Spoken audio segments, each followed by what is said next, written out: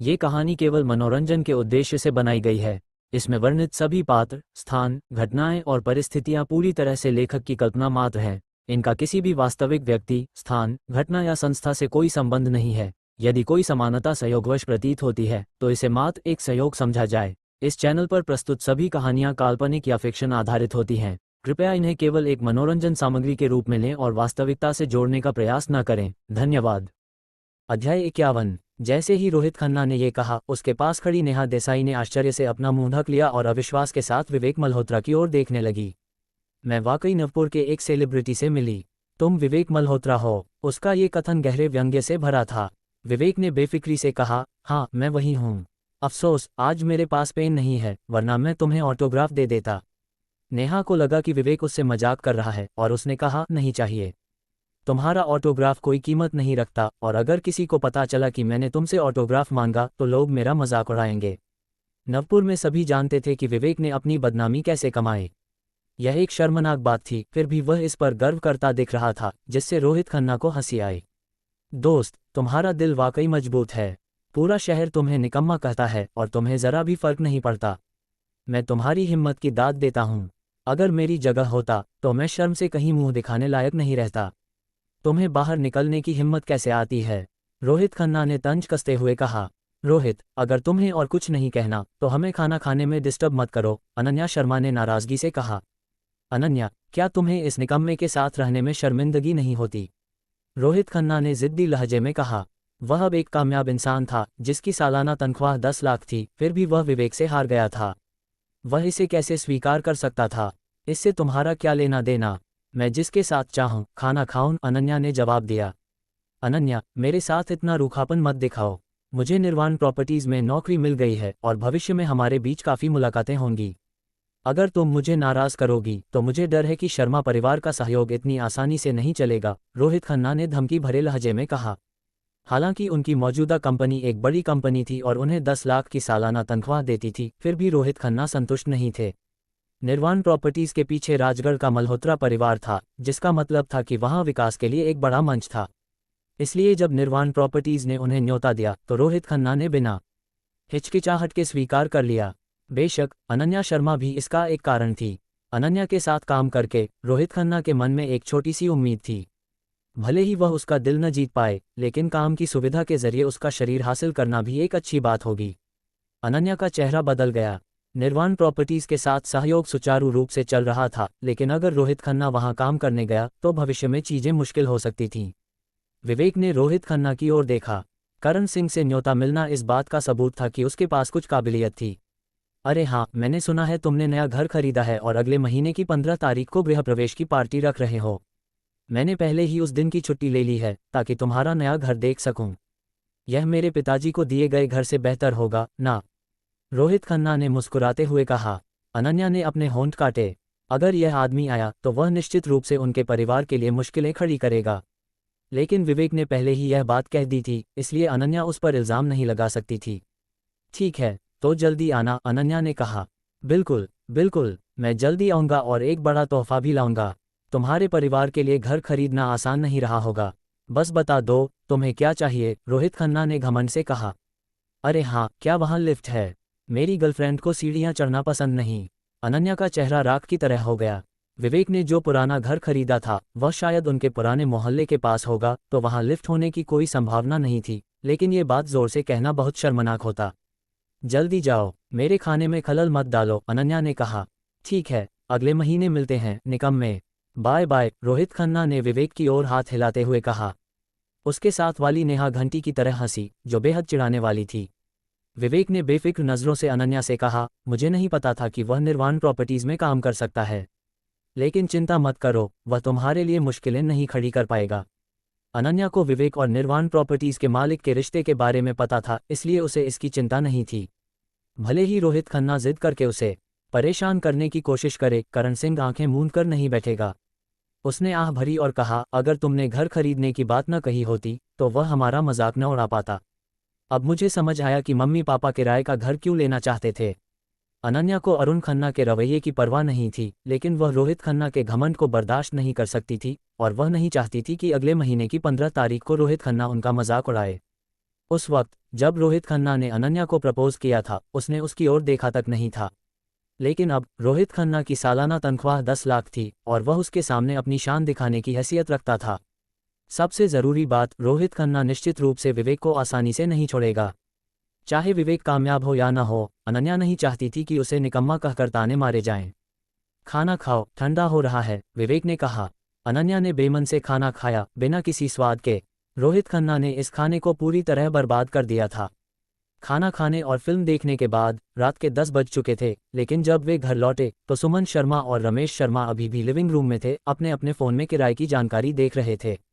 ये जानने के बाद कि विवेक कोई अमीर आदमी नहीं था और उसने सारा पैसा पुराना घर खरीदने में खर्च कर दिया था, सुमन शर्मा का विवेक के प्रति रवैया अच्छा नहीं था और उसने कई बार ठंडी हंसी हंसी। अरे हाँ, महीने का अंत आने वाला है। जब हम दादी के घर जाएंगे तो तुम्हें भी साथ आना चाहिए, सुमन शर्मा ने अनन्या से कहा। शर्मा परिवार में हर महीने एक फैमिली डे होता था जो 28 तारीख को होता था। उस दिन चाहे कितना भी बड़ा काम हो, हर परिवार को शर्मा निवास पर जाना पड़ता था और सावित्री शर्मा के साथ खाना खाना पड़ता था। ये नियम पुराने सावित्री शर्मा के पति ने बनाया था ताकि परिवार के रिश्ते कमज़ोर न हो, लेकिन उनके जाने के बाद ये फैमिली डे बदल गया था। यह अब एक औपचारिक रस्म बन गया था जिसमें कोई असली रिश्ता नहीं था। यह ज़्यादातर विवेक का मजाक उड़ाने का मौका बन गया था। परिवार बड़ा नहीं था, लेकिन जटिल नियमों से पता चलता था कि शर्मा परिवार के पुराने सावित्री शर्मा के पति ने बहुत कुछ सीखा था। क्यों? अनन्या ने सुमन शर्मा की ओर कंफ्यूज होकर देखा। पहले वह विवेक को साथ ले जाती थी, लेकिन उसके शब्दों से साफ था कि वह नहीं चाहती थी कि विवेक जाए। मुझे डर है कि कोई बेवकूफ़ी भरी बात ना कर दे। अगले महीने की 15 तारीख वाली बात को शर्मा परिवार को नहीं पता चलना चाहिए।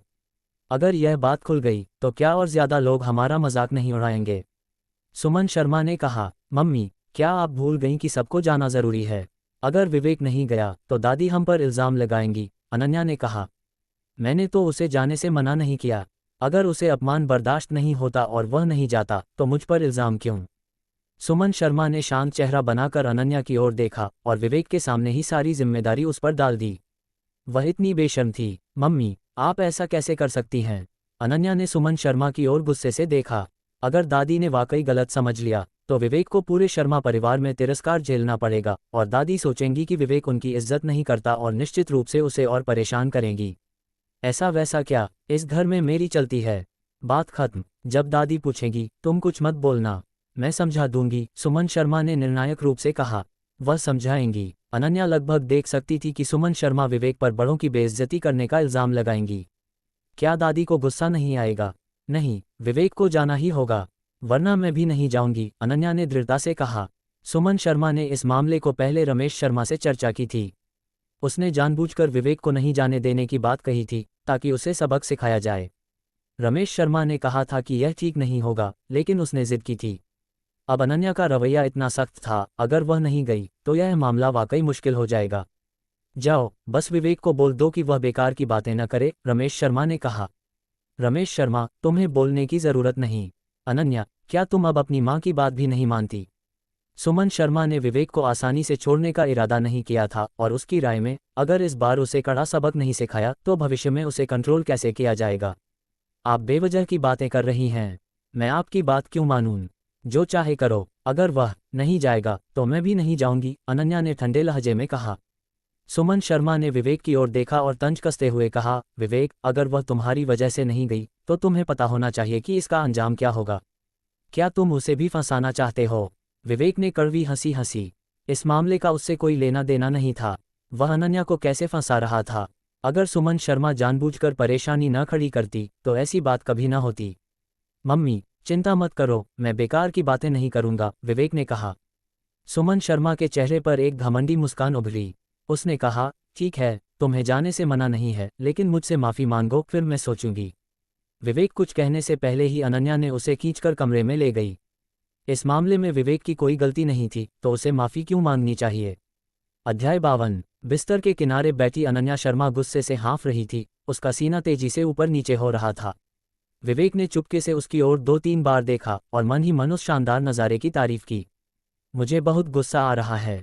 मम्मी इतनी बेवजह की बातें करती हैं। अनन्या ने विवेक की ललचाई नज़रों को नहीं देखा, उसका दिल गुस्से और नाराज़गी से भरा था जिसे वह कहीं निकाल नहीं पा रही थी। इन सालों में विवेक इस सब का आदी हो चुका था। इसके अलावा जो चीज़ें अनन्या को नाराज़ करती थीं, उनके अलावा वह आमतौर पर अपने खिलाफ होने वाली बातों को ऐसे लेता था जैसे कुछ हुआ ही नहीं। 3 साल की चुप्पी के बाद विवेक का स्वभाव आम लोगों से कहीं ऊपर था। वह इस तरह के अन्याय और अपमान से परेशान नहीं होता था। यह ऐसा था जैसे एक हाथी के सामने एक चींटी उसे गिराने की कोशिश कर रही हो। हाथी इसे गंभीरता से कैसे ले सकता था? इसके अलावा मल्होत्रा परिवार में विवेक ने बहुत पहले ही सब्र करना सीख लिया था, वरना वह अब पूरी तरह से निकम्मा होता। इसमें गुस्सा करने की क्या बात है?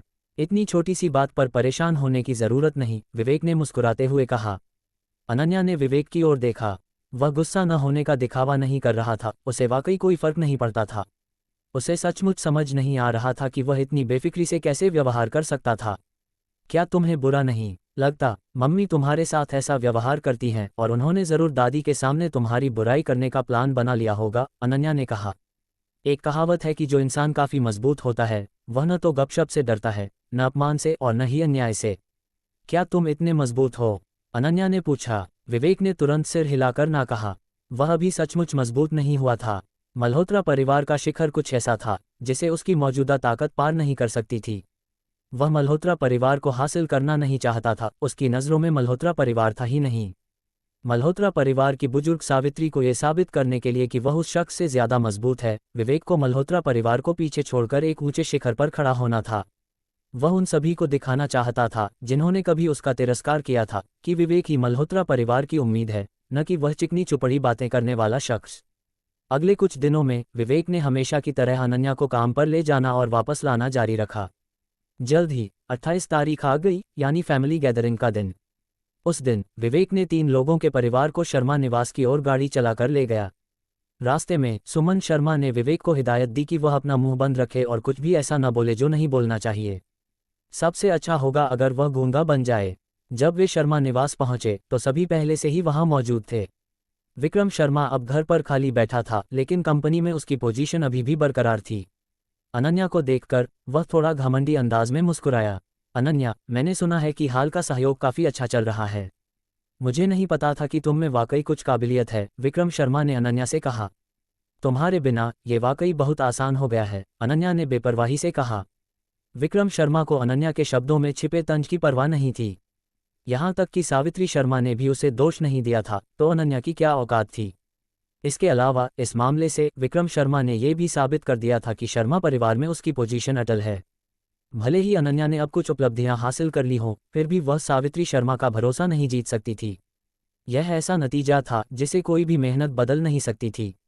बस अफसोस की बात है, तुम इतना कुछ कर रही हो, इसका क्या फ़ायदा? मैं घर पर कुछ नहीं करता, फिर भी चेयरमैन की कुर्सी भविष्य में मेरी ही होगी, विक्रम शर्मा ने कहा। अनन्या ने चेयरमैन की पोजीशन छीनने के बारे में नहीं सोचा था। वह जानती थी कि सावित्री शर्मा बेटों को बेटियों से ज़्यादा तवज्जो देती थीं और उसे कभी यह मौका नहीं देंगी। लेकिन विक्रम शर्मा का ये घमंडी रवैया देखकर अनन्या को बहुत गुस्सा आया। भले ही तुम चेयरमैन की कुर्सी न पा सको, लेकिन तुमने काफ़ी कमा लिया ना। तुम कुछ ही दिनों से प्रभारी हो और तुम्हारे परिवार ने 2 गाड़ियां खरीद लीं। क्या तुम्हें डर नहीं कि सावित्री शर्मा तुम्हारी बेईमानी की जांच करेंगी? प्रिया शर्मा ने तंज कसते हुए कहा। गाड़ी खरीदने की बात शर्मा परिवार में पहले ही फैल चुकी थी, लेकिन हाल ही में जब नई गाड़ी को लाइसेंस प्लेट मिली तब उन्हें पता चला कि ये 2 गाड़ियां थीं। इससे शर्मा परिवार के कई रिश्तेदारों को जलन हुई। ये 10 लाख से ज़्यादा की बात थी। इतने कम समय में अनन्या ने कंपनी से 10 लाख से ज़्यादा ले लिया था। लोग जलन कैसे न करते? विक्रम शर्मा के चेहरे पर एक कुटिल मुस्कान थी। उसने इस मामले को सावित्री शर्मा के सामने खास तौर पर नहीं उठाया था, बस आज के लिए इंतजार किया था। वह देखना चाहता था कि अनन्या इसका क्या जवाब देगी। जब खाने का समय हुआ तो सावित्री शर्मा आखिरकार नजर आई, एक भव्य अंदाज में, और जानबूझकर सभी को अपने लिए अकेले इंतजार करवाया। इस छोटे से परिवार में कई नियम थे, लेकिन अफसोस ये सब दिखावा था। असली रईसों की तुलना में वे कहीं नहीं ठहरते थे, लेकिन उन्हें ये सब अच्छा लगता था। दादी, दादी, माँ, माँ, सब ने एक एक करके अभिवादन किया। सावित्री शर्मा के बैठने के बाद ही बाकी लोग बैठने की हिम्मत कर पाए। विवेक अभी भी मुख्य मेज पर नहीं बैठा, बल्कि नौकरों के साथ एक छोटी मेज पर बैठा। विक्रम शर्मा ने जानबूझकर प्रिया शर्मा की ओर देखा। प्रिया ने अनन्या से कहा, अनन्या, क्या तुम सावित्री शर्मा को अपने परिवार की 2 गाड़ियां खरीदने की बात नहीं बताने वाली? ये सुनकर सावित्री शर्मा की भौहें सिकुड़ गईं। उन्हें पता था कि अनन्या ने गाड़ी बदली थी और वह इस मामले को तूल नहीं देना चाहती थीं, लेकिन 2 गाड़ियों की बात उन्होंने पहली बार सुनी थी। अनन्या, ये पोजीशन वाकई जलन पैदा करने वाली है। तुम कुछ ही समय से इस पोजीशन पर हो और तुमने 2 गाड़ियां खरीद लीं, विक्रम शर्मा ने ठंडे लहजे में कहा। दादी, मैंने गाड़ियां अपनी कमाई से खरीदी। मैंने कंपनी से एक पैसा नहीं लिया, अनन्या ने कहा। हंसी का ठहाका गूंजा और सभी मुस्कुराते हुए सिर हिलाने लगे। ऐसी बात पर कौन यकीन करेगा? अनन्या के परिवार की हालत को देखते हुए उनके पास 2 ऑडी A6 खरीदने के लिए पैसे कहाँ से आए होंगे? अनन्या, क्या तुम ये बात 3 साल के बच्चे को समझाने के लिए कह रही हो? 10 लाख से ज्यादा? तुम्हारे परिवार के पास इतने पैसे कहाँ से आए? ये तो मजाक है। तुम्हें वाकई संयम नहीं रखना आता। सावित्री शर्मा ने शायद एक गाड़ी की बात को नज़रअंदाज कर दिया होता, लेकिन तुमने हद कर दी। हाँ, तुम इतनी बेकाबू हो, परिवार के नियम तोड़ रही हो। भविष्य में दूसरों को कैसे कंट्रोल करेंगे? ये वाक्य सावित्री शर्मा को ये याद दिलाने के बराबर था कि अगर उन्होंने अनन्या के मामले को नहीं संभाला तो बाकी लोग भी गड़बड़ करेंगे। अनन्या, तुम्हें इस मामले को अच्छे से समझाना होगा, सावित्री शर्मा ने सख्त लहजे में कहा। बिल्कुल सही। विक्रम शर्मा इस समय अचानक खड़ा हुआ और सावित्री शर्मा से बोला, दादी, एक और बात है जो आप नहीं जानती। यहाँ ज्यादातर लोग नहीं जानते। उसने न सिर्फ 2 गाड़ियाँ खरीदी, बल्कि मैंने सुना है कि वह नया घर भी ले रही है। अगले महीने की 15 तारीख को वह अपने नए घर में शिफ्ट कर रही है। उसने हमें इस बारे में कुछ नहीं बताया। पता नहीं, क्या वह अपराधबोध महसूस कर रही है? ये सुनते ही कमरे में हंगामा मच गया। अनन्या ने वाकई एक घर खरीदा था और उन्हें नहीं बताया। यह अपराधबोध के अलावा और क्या हो सकता था? अनन्या, तुम बहुत हिम्मत वाली हो। भले ही तुमने निर्वाण प्रॉपर्टीज के साथ सहयोग हासिल कर लिया, लेकिन इतना खुलेआम दिखावा करने की जरूरत नहीं थी। बताओ, तुमने कंपनी से कितने पैसे गबन किए? माँ, इस मामले को यूं ही नहीं छोड़ना चाहिए। अगर हम उसे और शह देते रहे तो पूरी कंपनी खाली नहीं हो जाएगी। सब गुस्से और इल्ज़ाम लगाने वाले अंदाज में दिख रहे थे, जैसे इस मौके का फ़ायदा उठाकर अनन्या को पूरी तरह कुचल देना चाहते हों। सावित्री शर्मा भी बहुत गुस्से में थीं। वह कंपनी में किसी के गबन करने पर आंख मूंद सकती थीं, लेकिन अनन्या ने हद कर दी थी। अगर इस बार उसे अच्छा सबक नहीं सिखाया तो भविष्य में नियमों को कौन गंभीरता से लेगा? अनन्या, क्या तुम मुझे इसकी पूरी सफाई देने वाली हो? सावित्री शर्मा का लहजा बेहद ठंडा था। मेरा ज़मीर साफ है, तो मुझे रात में भूतों के खटखटाने का डर नहीं। अगर आपको लगता है कि मैंने कंपनी से पैसे लिए तो आप चाहें तो जांच कर सकती हैं। कंपनी के सारे खाते ऊपर से नीचे तक चेक कर लें। मैं अभी कंपनी जाकर खाता बही ला सकती हूं और आपके सामने जवाब दे सकती हूं, अनन्या ने बिना जरा भी घबराहट के कहा। जो काम उसने नहीं किया, उससे उसे डरने की क्या ज़रूरत थी? मौजूद लोगों में से किसने कंपनी से पैसे नहीं लिए थे? अनन्या के सारे खाते जांचने की बात सुनकर उनके चेहरे बदल गए, क्योंकि अगर यह जांच हुई तो कौन बच पाएगा? विक्रम शर्मा जानता था कि अनन्या सबको अपने साथ घसीटने की कोशिश कर रही थी, तो वह उसे कामयाब कैसे होने दे सकता था। उसने कहा, अनन्या, क्या जांच की ज़रूरत भी है? क्या सावित्री शर्मा को नहीं पता कि तुम्हारा परिवार कैसा है? अचानक गाड़ियां खरीदने और घर बदलने के लिए पैसे कहाँ से आए? क्या आसमान से टपके? इन सवालों का सामना करते हुए सुमन शर्मा, जो आमतौर पर बेवजह की बातें करती थी, एक शब्द भी नहीं बोली और अनन्या को अकेले उनके हमलों का सामना करने दिया। इस समय विवेक खड़ा हुआ और हल्के से बोला, गाड़ियां खरीदना और घर बदलना, ये सब मेरे पैसे से हुआ। अध्याय 53। कमरे में अचानक सन्नाटा छा गया, इतना कि सुई गिरने की आवाज़ भी सुनाई देती। विवेक के शब्दों ने पूरे शर्मा निवास को एक अजीब सी खामोशी में डुबो दिया। केवल सांसों की आवाज़ सुनाई दे रही थी। लेकिन जल्द ही हंसी का ठहाका गूंजा और हंगामा मच गया। सबने विवेक की ओर इशारा किया, जैसे वह कोई मजाक हो। उनके चेहरों पर खुला तिरस्कार और हंसी साफ दिख रही थी। विवेक, क्या तुम्हें अपनी जुबान फिसलने का डर नहीं? इतनी बड़ी बड़ी बातें करने की हिम्मत कैसे की? क्या तुम जानबूझकर हमें हंसाना चाहते हो? विक्रम शर्मा ने अपनी तोंद थपथपाते हुए कहा। उसके चेहरे पर बेहद तीखी मुस्कान थी। प्रिया शर्मा का चेहरा लाल हो गया। जाहिर तौर पर वह इतना हंसी कि उसका दिमाग भन्नाने लगा और उसने तंज कसते हुए कहा, हाय राम, तुमने तो मुझे हंसते हंसते रुला दिया। क्या तुम्हें इतना मज़ेदार होना ज़रूरी है? हालांकि हम सब तुम्हें मजाक का पात्र मानते हैं, लेकिन तुम्हें इतना बेवकूफ़ बनने की ज़रूरत तो नहीं। क्या तुम सचमुच खुद को जोकर समझते हो? शर्मा परिवार के रिश्तेदारों ने बारी बारी से विवेक का मजाक उड़ाया। घमंड करने से पहले हकीकत को देखना चाहिए। तुम जैसे निकम्मे के पास इतने पैसे कहाँ से आएंगे? अनन्या, क्या यही बहाना तुमने सोचा है विवेक को आगे करने का? क्या तुम पागल हो या हम पागल हैं? हाँ, अगर बहाना बनाना ही है तो ऐसा बनाओ जिस पर लोग यकीन कर सकें। इसे तो भूल जाओ। महेश शर्मा को विवेक से पहले से चिढ़ थी। पिछली बार विवेक ने विक्रम शर्मा को मारा था और वह उस गुस्से को मन में रखे हुए था। अब जब उसे विवेक का मजाक उड़ाने का मौका मिला तो वह इसे कैसे छोड़ सकता था। विवेक, मुझे नहीं पता था कि तुम असल में इतने अमीर हो। लाखों रुपये यूं ही निकाल लेते हो। कहीं तुम किसी बड़े खानदान का छिपा हुआ युवा मालिक तो नहीं। तुम्हें देखकर तो ऐसा नहीं लगता। सड़क के भिखारियों से तुलना करो तो बस तुम्हारे पास एक टूटा हुआ कटोरा कम है, महेश शर्मा ने कहा। इन शब्दों के बाद फिर से जोरदार हंसी गूंजी जो बेहद चिढ़ाने वाली थी। सुमन शर्मा गुस्से में खड़ी हुई और विवेक को डांटते हुए बोली, तुम्हें यहाँ बोलने का हक किसने दिया? अपना मुंह बंद रखो। इस मामले को छोड़ दें। शर्मा परिवार के रिश्तेदारों को यकीन नहीं था, बल्कि सुमन शर्मा को भी खुद इस पर भरोसा नहीं था। अब विवेक की बकबक से क्या वह उनके परिवार को शर्मिंदगी और मजाक का पात्र नहीं बना रहा था? सुमन, तुम ठीक नहीं कर रही। अगर वह घमंड करना चाहता है तो उसे मौका तो देना चाहिए, वरना वह हमें हंसाएगा कैसे? महेश शर्मा ने मुस्कुराते हुए कहा। विक्रम शर्मा ने तुरंत बगल से हाँ में हाँ मिलाए। बिल्कुल सुमन चाची, विवेक एक युवा मालिक का रोल करना चाहता है तो तुम उसे क्यों बेनकाब कर रही हो? उसे थोड़ा मुंह तो बचने दे। इतना बड़ा आदमी बेशर्मी की इस हद तक पहुंच गया। अगर तुमने उसका घर फिर से ठेस पहुंचाया तो वह भविष्य में लोगों को मुंह कैसे दिखाएगा? विवेक का चेहरा जस का तस रहा। वह चुपचाप हंसते हुए भीड़ को देखता रहा। ये दृश्य शर्मा परिवार में कई बार दोहराया जा चुका था और वह इसकी आदत डाल चुका था। उसने अनन्या की ओर देखा, जिसके चेहरे पर गुस्सा और नाराजगी थी, जो उसे थोड़ा प्यारा सा लग रहा था, जिससे विवेक के होंठ बरबस ही ऊपर की ओर मुड़ गए। विवेक, तुम वाकई बेशर्म हो। इस हालत में भी हंस सकते हो। मैं, विक्रम शर्मा, तुम्हारी हिम्मत की दाद देता हूँ। क्यों न तुम अपनी इस चमड़ी को युद्ध के मैदान में गोलियों को रोकने के लिए इस्तेमाल करो? विक्रम शर्मा ने तिरस्कार भरे लहजे में कहा। इतनी शर्मिंदगी के बावजूद विवेक हंस रहा था। उसमें वाकई कोई शर्म नहीं थी। अगर वह उसकी जगह होता तो वह जिंदगी भर शर्मा परिवार में मुंह दिखाने की हिम्मत नहीं करता। मेरी नज़रों में तुम भी एक मजाक हो, विवेक ने शांति से कहा। विक्रम शर्मा का चेहरा बिगड़ गया। इस निकम्मे ने वाकई उसे मजाक कहने की हिम्मत की। वह आक्रामक तरीके से विवेक की ओर बढ़ा, उसे सबक सिखाने के इरादे से, क्योंकि यह पहली बार नहीं था। तभी सावित्री शर्मा बोली, विक्रम वापस आओ। सावित्री शर्मा के शब्द सुनकर विक्रम शर्मा ने अवज्ञा करने की हिम्मत नहीं की। विवेक की ओर मुट्ठी दिखाकर वह अपनी जगह पर लौट गया, लेकिन उसकी आंखें विवेक पर टिकी थीं, जैसे कह रही हों कि खाने के बाद वह उसे सबक सिखाएगा। अनन्या, मैं जानती हूं कि पिछले कुछ सालों में तुम्हें आसान नहीं रहा, लेकिन इतना खुलेआम दिखावा करने की जरूरत नहीं। क्या तुम सचमुच सोचती हो कि मैं ये बूढ़ी औरत अंधी हूं और कुछ नहीं देख सकती? सावित्री शर्मा ने विवेक के शब्दों को नज़रअंदाज कर दिया, क्योंकि उन्हें यकीन नहीं था कि गाड़ी खरीदना और घर बदलना विवेक के पैसे से हुआ था और उनके लिए ये यकीन करना नामुमकिन था।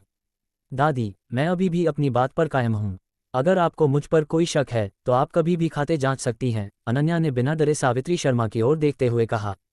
सावित्री शर्मा को उम्मीद नहीं थी कि अनन्या इतनी जिद्दी होगी। क्या वह इस बात पर भरोसा कर रही थी कि बाकी लोग भी गबन कर रहे हैं, इसलिए वह खातों की जांच की मांग करने की हिम्मत कर रही थी? क्या वह खुद गलती करके सबको अपने साथ ले डूबना चाहती थी?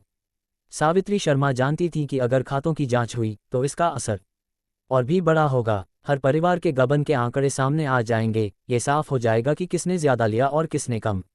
जिस परिवार ने कम लिया वह निश्चित रूप से नाराज होगा और भविष्य में कंपनी से ज्यादा गबन करने के तरीके ढूंढेगा। तब तक कंपनी पूरी तरह से अव्यवस्थित हो जाएगी। अनन्या, मुझे नहीं पता था कि इतने सालों बाद मैंने तुम्हें सचमुच कमा का, सावित्री शर्मा ने कहा। अनन्या का बिना डर का रवैया, ये जानते हुए कि वह जांच नहीं करवाएंगी, सावित्री शर्मा की नज़रों में एकदम सटीक योजना थी। उन्हें नहीं पता था कि अनन्या का दिमाग इतना बारीक होगा। पहले अनन्या हमेशा मेहनत करती थी और शिकायत करती थी, और सावित्री शर्मा को लगता था कि वह सीधी सादी है। भले ही काम कठिन हो, वह बिना शिकायत के करती थी। अब पता चला कि वह एक चालाक औरत थी जिसका दिमाग गहरा और डरावना था। बाहर से वह कमज़ोर दिखती थी, लेकिन असल में वह एक कठोर इंसान थी। दादी, मुझे पता है कि सफाई देना बेकार है और आप मुझ पर यकीन नहीं करेंगी, लेकिन मैंने जो कहा वह सच है, और विवेक ने जो कहा वह भी सच है, अनन्या ने कहा।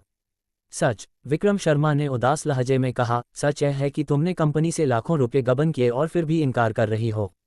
विक्रम, चुप करो, सावित्री शर्मा ने ठंडे लहजे में कहा। विक्रम शर्मा स्तब्ध रह गया। क्या सावित्री शर्मा का ये रवैया अनन्या को छोड़ देने का इशारा था? ये तो नहीं हो सकता। उसने इतनी बड़ी रकम का गबन किया, यह अनन्या की कंपनी की पोजीशन छीनने का मौका था। अब जबकि निर्वाण प्रॉपर्टीज के साथ सहयोग सही रास्ते पर था, विक्रम शर्मा के विचार में भले ही अनन्या को, जो प्रभारी थी, हटा दिया जाए, निर्वाण प्रॉपर्टीज सहयोग खत्म नहीं करेगा। उस समय वह जायज़ तरीके से उसकी जगह ले सकता था। कम समय में अनन्या ने लाखों रुपये जेब में डाल लिए। विक्रम शर्मा को वास्तव में जलन हो रही थी और उसके विचार में अनन्या ने बहुत ज्यादा दिखावा किया, जिसके कारण ये नतीजा हुआ। अगर वह थोड़ा कम प्रोफाइल रखती तो कौन जानता कि उसने ये काम किए। दादी, अगर आप इस बार अनन्या को छोड़ देंगी तो भविष्य में दूसरों को कैसे कंट्रोल करेंगी?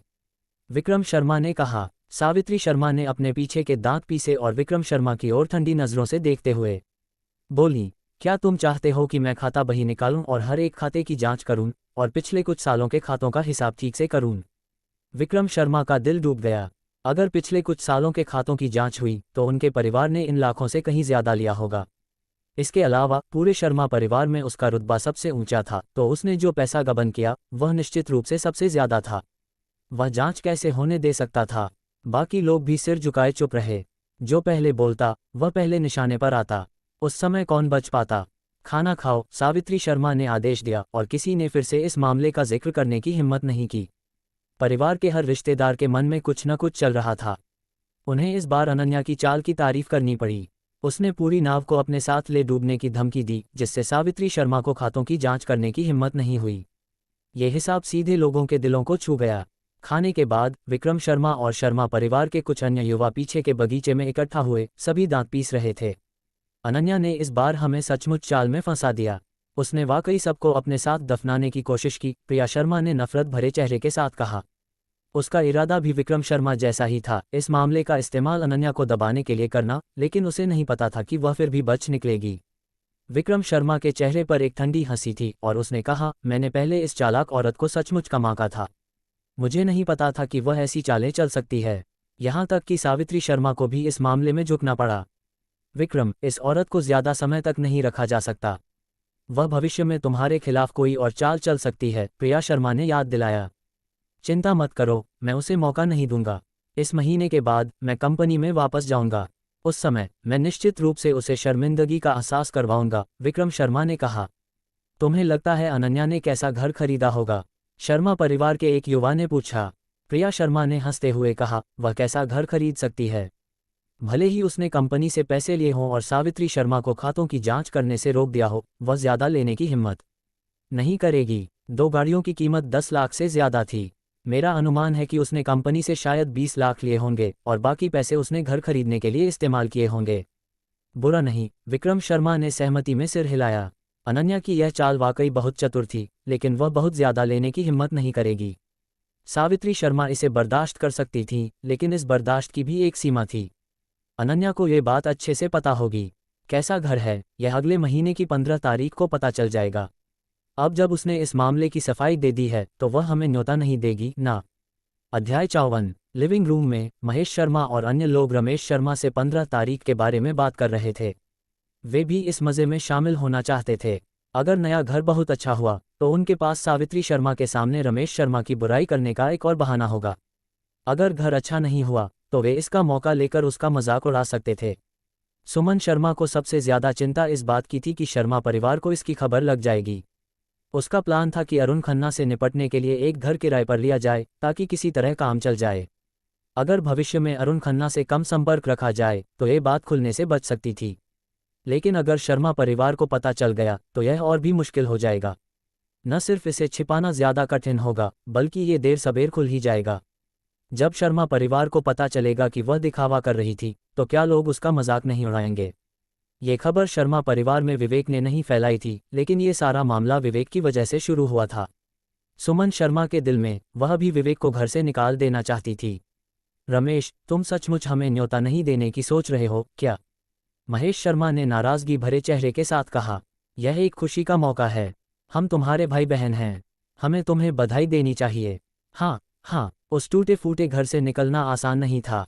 हमें तो इसे देखना ही होगा। अभी कुछ देर पहले ये लोग डिनर टेबल पर इस मामले को लेकर गुस्से में थे, लेकिन अब वे दोस्ताना चेहरा बनाए हुए थे।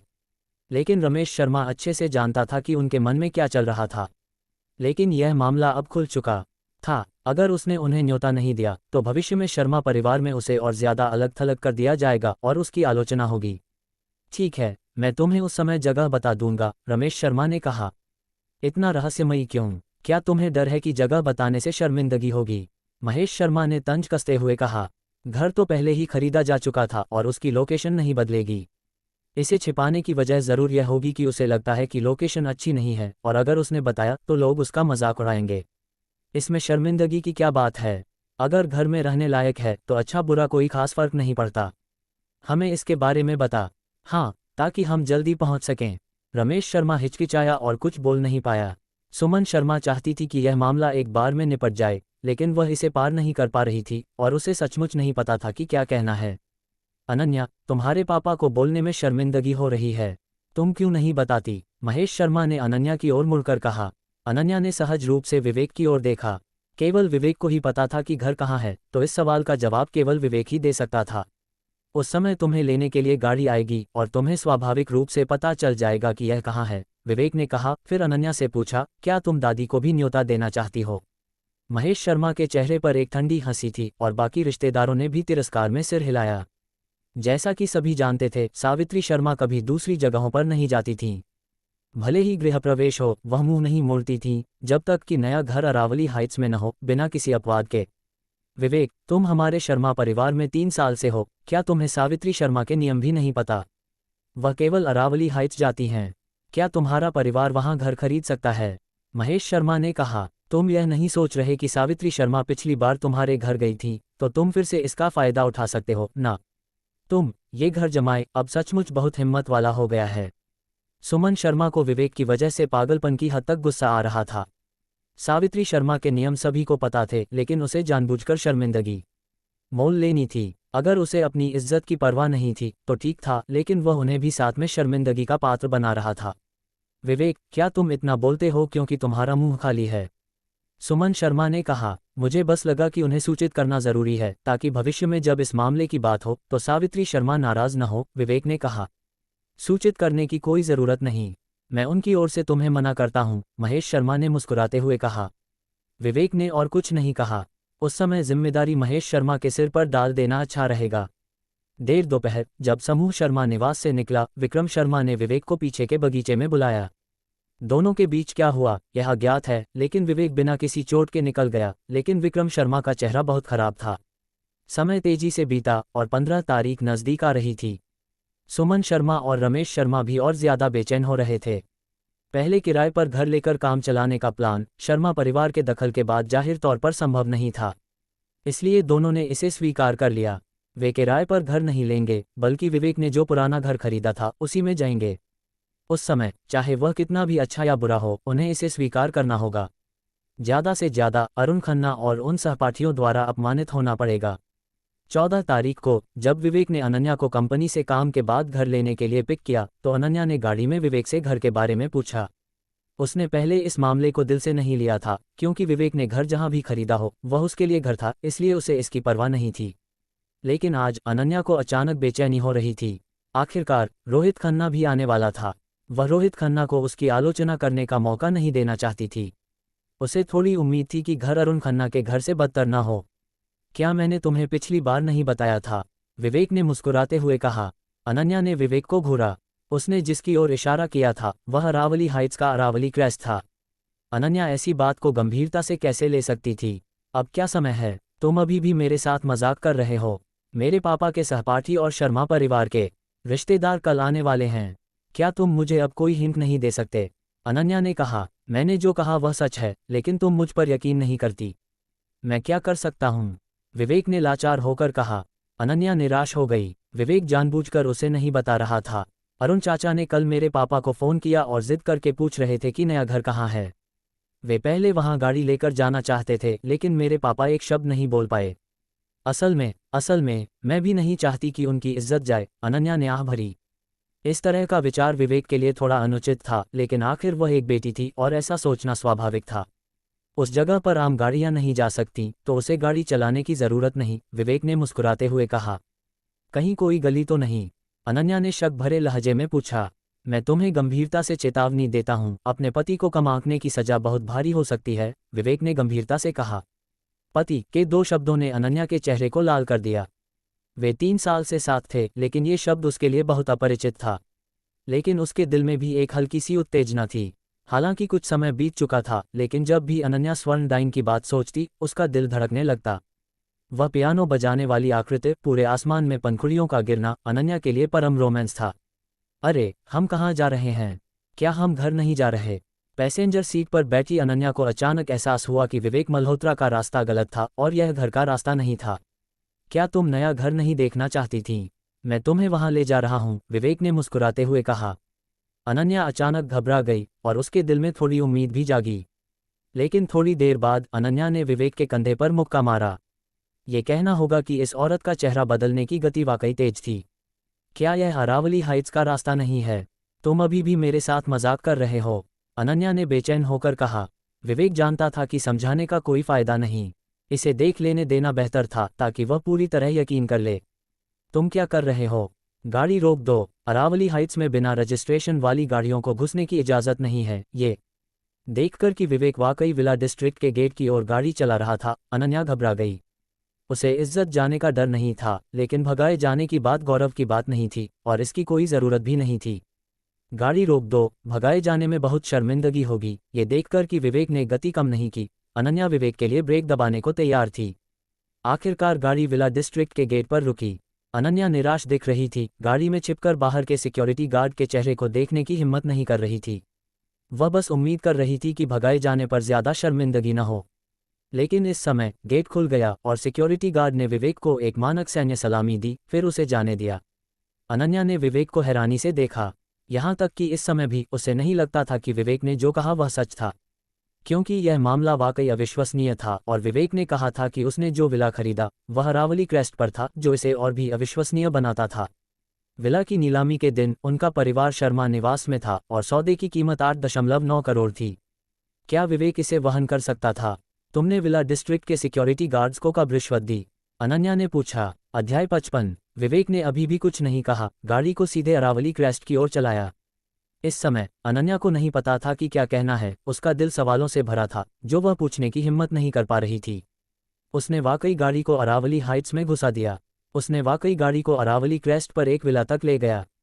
हालांकि अनन्या कभी अरावली हाइट्स नहीं आई थी, लेकिन उसने दूसरों से इसके कई नियम सुने थे। हर स्वतंत्र विला का अपना निजी क्षेत्र होता है और मालिक की इजाज़त के बिना कोई भी वहां घुसपैठ करता है तो वह विला डिस्ट्रिक्ट के नियम तोड़ रहा होता है। इसके अलावा विला डिस्ट्रिक्ट को नवपुर के अग्रवाल परिवार ने विकसित किया था और इसे अग्रवाल परिवार ही संभालता है। कोई भी अग्रवाल परिवार को नाराज करने का जोखिम उठाकर विला डिस्ट्रिक्ट के नियम नहीं तोड़ता। इसलिए यहाँ तक आने का एकमात्र कारण ये हो सकता है कि वह वाकई यहाँ का मालिक है। जब विवेक ने पैसेंजर डोर खोला, अनन्या अभी भी हक्की बक्की थी, गाड़ी से उतरने की हिम्मत नहीं कर रही थी। उसे डर था कि वह किसी और की संपत्ति पर कदम रख देगी। हम अपने घर के दरवाजे पर पहुंच चुके हैं, क्या तुम उतरकर इसे देखना नहीं चाहती? विवेक ने मुस्कुराते हुए कहा। मेरा दरवाज़ा? अनन्या की हैरान आंखों में अविश्वास था। यह उसका घर है, ये कैसे हो सकता है? यह अरावली क्रेस्ट है, नवपुर का सबसे शानदार और महंगा विला। सावित्री शर्मा का सपना था कि वह अरावली हाइट्स में रहे, क्योंकि केवल यहीं रहकर वह नवपुर के उच्च वर्ग में वास्तव में शामिल हो सकती थी। लेकिन ये सब अनन्या को बहुत अवास्तविक लग रहा था, जैसे कोई सपना, और वह भी दिन के उजाले में देखा गया सपना। विवेक ने चाबी निकाली और आगे कहा, यह हमारा घर है। अगर तुम्हें यकीन नहीं तो जाकर आजमा लो। अनन्या गाड़ी से उतरी, चाबी पकड़े हुए उसका हाथ कांप रहा था। विवेक को दरवाजे की ओर बढ़ते देख वह अनमने ढंग से अपने कदम बढ़ा रही थी।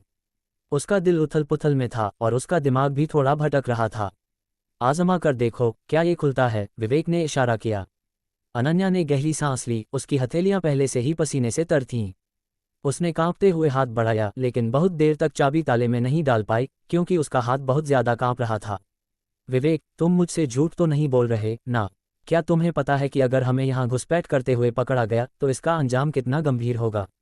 अनन्या ने कहा। बेशक अरावली हाइट्स के नियम बहुत सख्त हैं, लेकिन मालिक का अपने घर लौटना स्वाभाविक है, इसमें क्या अंजाम हो सकता है?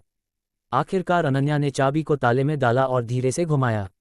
ये खुल गया, ये वाकई खुल गया। उस पल अनन्या को ऐसा लगा जैसे उसे बिजली का झटका लगा हो। उसके पूरे शरीर में रोंगटे खड़े हो गए, यहाँ तक कि उसके बारीक रोए भी खड़े हो गए। धीरे से दरवाज़ा खोलते हुए कोई चकाचौंध करने वाला वैभव नहीं था। अनन्या के सामने एक सादगी भरा सजावटी स्टाइल था, जिसमें काले और सफ़ेद रंग मुख्य थे। सजावट ज्यादा जटिल नहीं थी, जो साफ सुथरी और व्यवस्थित दिख रही थी। तुमने एक बार कहा था कि अगर तुम्हें अपने घर को डिज़ाइन करने का मौका मिला तो तुम इस सादगी भरे स्टाइल का इस्तेमाल करोगी, काला और सफ़ेद, बिना ज़्यादा सजावट के, बिना ज़्यादा तड़क भड़क के, सादा और ताज़ा। क्या तुम संतुष्ट हो? विवेक ने कहा। यहाँ तक कि इस पल में भी अनन्या को ये सब बहुत अवास्तविक लग रहा था, जैसे वह किसी सपने में घुस गई हो, एक ऐसा सपना जिससे वह कभी जागना नहीं चाहती थी। लिविंग रूम की दक्षिणी दीवार पर एक विशाल भित्ति चित्र था जो लगभग पूरी दीवार का 1/3 हिस्सा घेरे हुए था। यह एक शादी की तस्वीर थी। इसमें पुरुष और महिला के चेहरों पर नवविवाहितों की खुशी नहीं थी। इसके उलट महिला का चेहरा बहुत गंभीर था और उसमें गहरी अनिच्छा और असंतोष झलक रहा था। पुरुष दूसरी ओर हल्की लाचार मुस्कान लिए हुए था जिसमें थोड़ी कड़वाहट दिख रही थी। अनन्या को अभी भी याद था कि जब दादाजी ने उनकी शादी तय की थी तो उन्होंने अनन्या और विवेक को जबरदस्ती शादी की तस्वीरें खींचवाने के लिए कहा था, लेकिन अनन्या के लिए ये सिर्फ एक औपचारिकता थी। उसने कभी तैयार तस्वीरें नहीं देखी थीं, न ही उसने अपने और विवेक की कोई तस्वीर घर में रखी थी। उसे नहीं पता था कि विवेक ने 3 साल पहले की शादी की तस्वीर को रखा था, जबकि वह इसे लगभग भूल चुकी थी। उसकी आंखें आंसुओं से भर गईं, जैसे टूटी हुई मोतियों की माला। साफ आंसू उसके गालों पर बहने लगे। अनन्या जमीन पर बैठ गई और जोर जोर से रोने लगी। विवेक खुशी से मुस्कुराया, दक्षिणी दीवार की ओर देखते हुए। ये तस्वीर 3 साल पहले घर में टंगी होनी चाहिए थी, लेकिन ये 3 साल तक धूल खाती रही। अनन्या बहुत देर तक रोई, फिर अचानक खड़ी हुई, दीवार पर शादी की तस्वीर की ओर इशारा करते हुए बोली, इसे उतार दो। क्यों? विवेक ने कंफ्यूज होकर पूछा।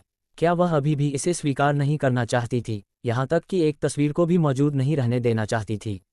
अगर ऐसा था तो विवेक सहमत हो जाता। वह अनन्या को कुछ भी करने के लिए मजबूर नहीं करता।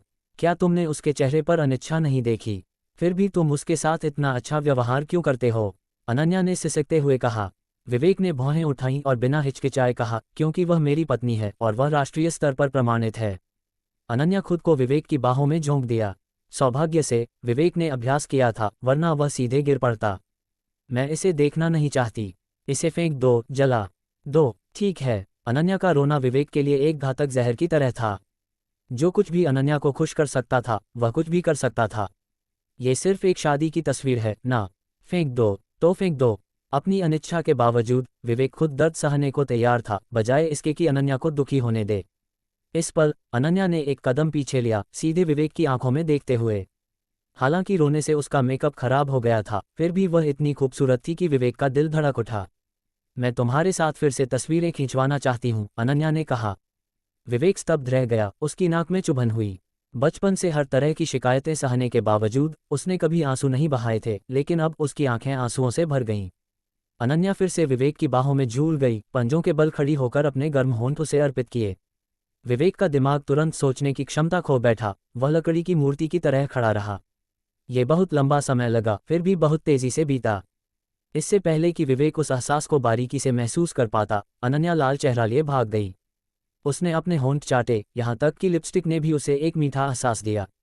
विवेक सोफे पर बैठ गया, अपने चेहरे की मुस्कान को कंट्रोल नहीं कर पा रहा था। दीवार पर शादी की तस्वीर को देखते हुए उसने खुद से कहा, मुझे नहीं पता था कि तुम में इतना जादुई प्रभाव है। लगता है तुम्हें यहाँ रखना एक समझदारी भरा फैसला था, लेकिन मेरी पत्नी ने कहा कि तुम अच्छी नहीं दिखती, तो तुम्हें हटाना होगा। मुझ पर बहुत बेरहमी का इल्ज़ाम मत लगाना। कौन कहता है कि इस दुनिया में पत्नी सबसे बड़ी नहीं होती? अनन्या बाथरूम में भागी, उसका चेहरा आग की तरह गर्म था। हालांकि उसे अभी जो किया उसका कोई पछतावा नहीं था, लेकिन उसे शर्मिंदगी हो रही थी और वह गायब हो जाना चाहती थी। क्या ऐसी चीज़ें पुरुषों को नहीं करनी चाहिए? वह भी खुद को कैसे कंट्रोल नहीं कर पाए। वह ज़रूर सोचता होगा कि तुम अब ढंग की नहीं हो, कोई यूं ही किसी को कैसे चूम सकता है। लेकिन तुम उसकी पत्नी हो, उसे चूमना तो ठीक होना चाहिए ना। लेकिन तुमने कब अपनी पत्नी की जिम्मेदारियां निभाई हैं? तुम तो उसकी पत्नी भी नहीं मानी जा सकती। बस खत्म। उसकी नज़रों में तुम्हारी छवि पूरी तरह बर्बाद हो चुकी है। अनन्या शीशे के सामने बड़बड़ाती रही, उसे खुद नहीं पता था कि वह क्या कह रही थी। काफ़ी देर बाद बाथरूम के बाहर से खटखटाने की आवाज़ आई। क्या तुम जिंदगी भर वहां छिपने की प्लानिंग कर रही हो? क्या तुम हमारा नया घर देखना नहीं चाहती? विवेक की आवाज़ आई। अनन्या का दिल फिर से तेजी से धड़कने लगा, जैसे कोई हिरन इधर उधर टकरा रहा हो। रोलर कोस्टर से भी ज्यादा रोमांचक, लगातार ऊपर नीचे हो रहा था। मेरे लिए रुको, मुझे अपना मेकअप ठीक करना है। अनन्या को अब विवेक का सामना करने की हिम्मत नहीं थी, तो उसने बहाना बनाकर टॉयलेट में छिपना जारी रखा। विवेक ने अचानक कहा, तुम कौन सी लिपस्टिक इस्तेमाल करती हो? इसका स्वाद बहुत अच्छा है। अनन्या चाहती थी कि वह सिकुड़कर सीवा के रास्ते से भाग जाए। ये गतिरोध तब तक जारी रहा जब तक सुमन शर्मा ने अनन्या को फ़ोन नहीं किया और अनन्या को मजबूरी में बाथरूम से बाहर आना पड़ा। सुमन शर्मा के सवाल कि वह घर क्यों नहीं आए, अनन्या ने बस टालमटोल जवाब दिया। उसकी तरह जब तक विवेक उसे वाकई घर दिखाने नहीं ले गया, वह कुछ भी कहे उस पर यकीन नहीं करती। भले ही वह सुमन शर्मा को इसके बारे में बताए, वह यकीन नहीं करेगी। वैसे भी वह कल आ रही है तो जल्दबाजी करने की जरूरत नहीं। विवेक ने अनन्या को विला के ऊपर नीचे, अंदर बाहर सब दिखाया। दोनों ने सहमति से अभी जो हुआ उसका जिक्र नहीं किया, लेकिन दोनों के रिश्ते का माहौल जाहिर तौर पर बहुत अलग था। आखिरकार उन्होंने अब एक महत्वपूर्ण कदम उठा लिया था और विवेक का दिल भी उड़ रहा था और वह सोचने लगा कि क्या वाकई एक छोटा भाई होगा। अध्याय 56। 15 तारीख को अरुण खन्ना के नए घर के नीचे सभी सहपाठी इकट्ठा हुए। रमेश शर्मा क्या कर रहा है हमें यहाँ इंतजार करवाकर? उसका नया घर क्या अरुण के ही मोहल्ले में होगा? बहुत मुमकिन है, वरना वो हमें यहाँ क्यों बुलाएगा? अरुण खन्ना ने थोड़ा दांत पीसे। रमेश शर्मा को सारी जगहों में से यही घर क्यों लेना पड़ा? क्या ये उसे कोने में धकेलने की कोशिश नहीं है? अगर वो कहे कि उसका घर अच्छा नहीं है तो क्या ये अपने आप को छोटा करना नहीं होगा? हालांकि अभी तथ्य पक्के नहीं हुए थे और अरुण खन्ना को नहीं लगता था कि रमेश शर्मा यहाँ घर खरीद सकता है। ये सच है कि शर्मा परिवार के पास पैसा है, लेकिन रमेश शर्मा परिवार में एक मशहूर निकम्मा है। ठीक अपने निकम्मे दामाद की तरह उसे कंपनी में कोई अहमियत या दर्जा नहीं मिलता। वो यहाँ घर कैसे खरीद सकता है? शायद वो सिर्फ दिखावा कर रहा है। वो यहाँ घर कैसे खरीद सकता है? अरुण खन्ना ने ठंडे लहजे में कहा।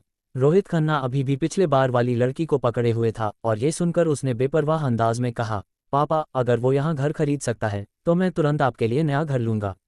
हम इस तरह के निचले दर्जे के लोगों के साथ नहीं रह सकते। रोहित के शब्दों ने अरुण खन्ना को बहुत गर्व महसूस कराया और उसने गर्व से कहा, तुम्हें थोड़ा पैसा बचाना चाहिए। तुम साल में बस थोड़ा सा 1 लाख से ज्यादा कमाते हो, इसे यूं ही बर्बाद मत करो। बस थोड़ा सा 1 लाख से ज्यादा कहने का उसका अंदाज बहुत घमंड भरा था। आपको बता दें कि 1 लाख का सालाना वेतन कई लोगों के लिए एक ऐसी खगोलीय रकम है जिसका वो सपने में भी नहीं सोच सकते। रोहित, तुम्हारे पापा बहुत भाग्यशाली हैं कि उनका इतना होनहार बेटा है, मेरे बेटे के उलट जिसे अभी तक कोई स्थिर नौकरी नहीं मिली। अगर मेरा बेटा रोहित जितना आधा भी कामयाब होता तो मैं सोते वक्त हंस पड़ता। बूढ़े अरुण, तुम्हारे पुराने सहपाठी तुमसे सचमुच जलते हैं। हालांकि उन्हें पता था कि अरुण खन्ना जानबूझकर दिखावा कर रहा है, उसके पास वाकई में ऐसा करने की काबिलियत थी। ये सिर्फ दीन हाँकना नहीं था बल्कि असल में था। इसलिए बाकी सहपाठियों ने मौका देखकर उसकी थोड़ी चापलूसी की। आखिरकार उनके भी बच्चे हैं और अगर वो रोहित को खुश कर दें तो शायद भविष्य में उनके बच्चे उसके साथ काम कर सकें। रोहित, मेरे बेटे के लिए कब नौकरी का इंतजाम करोगे और उसे अपने साथ रखोगे? हाँ, मेरा लड़का कोई खास हुनर नहीं रखता, लेकिन वो इतना ताकतवर है कि छोटे मोटे काम कर सकता है। तुम उसे जैसा चाहो हुक्म दे सकते हो। रोहित, मेरे बेटे पर भी विचार करो। रोहित ने मुस्कुराते हुए कहा, मैं जल्द ही कंपनी बदलने की योजना बना रहा हूँ। एक बार जब मैं वहां जम जाऊं तो मौका मिलने पर मैं ज़रूर आपका परिचय करवाऊंगा।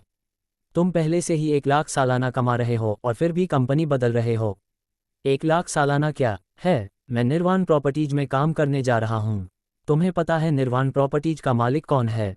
रोहित ने कहा, कौन है? निर्वाण प्रॉपर्टीज? क्या ये वही कंपनी नहीं जो पश्चिम विहार प्रोजेक्ट जीती थी? सुना है कि नवपुर भविष्य में पश्चिम विहार को जोर शोर से विकसित करेगा और वो एक नया शहरी क्षेत्र बनेगा और सबसे समृद्ध जगह। सबकी निगाहें अपने पर देखकर रोहित को लगा जैसे वो दुनिया का सबसे चमकता सितारा हो और उसने हल्के से कहा, ये निर्वाण प्रॉपर्टीज राजगढ़ के मल्होत्रा परिवार की सहायक कंपनी है। तुमने राजगढ़ के मल्होत्रा परिवार के बारे में सुना होगा, है ना? वो भारत के सबसे बड़े धनवान हैं। भारत में कुछ ही लोग हैं जो मल्होत्रा परिवार से मुकाबला कर सकते हैं। मल्होत्रा परिवार नवपुर में विकास क्यों करेगा?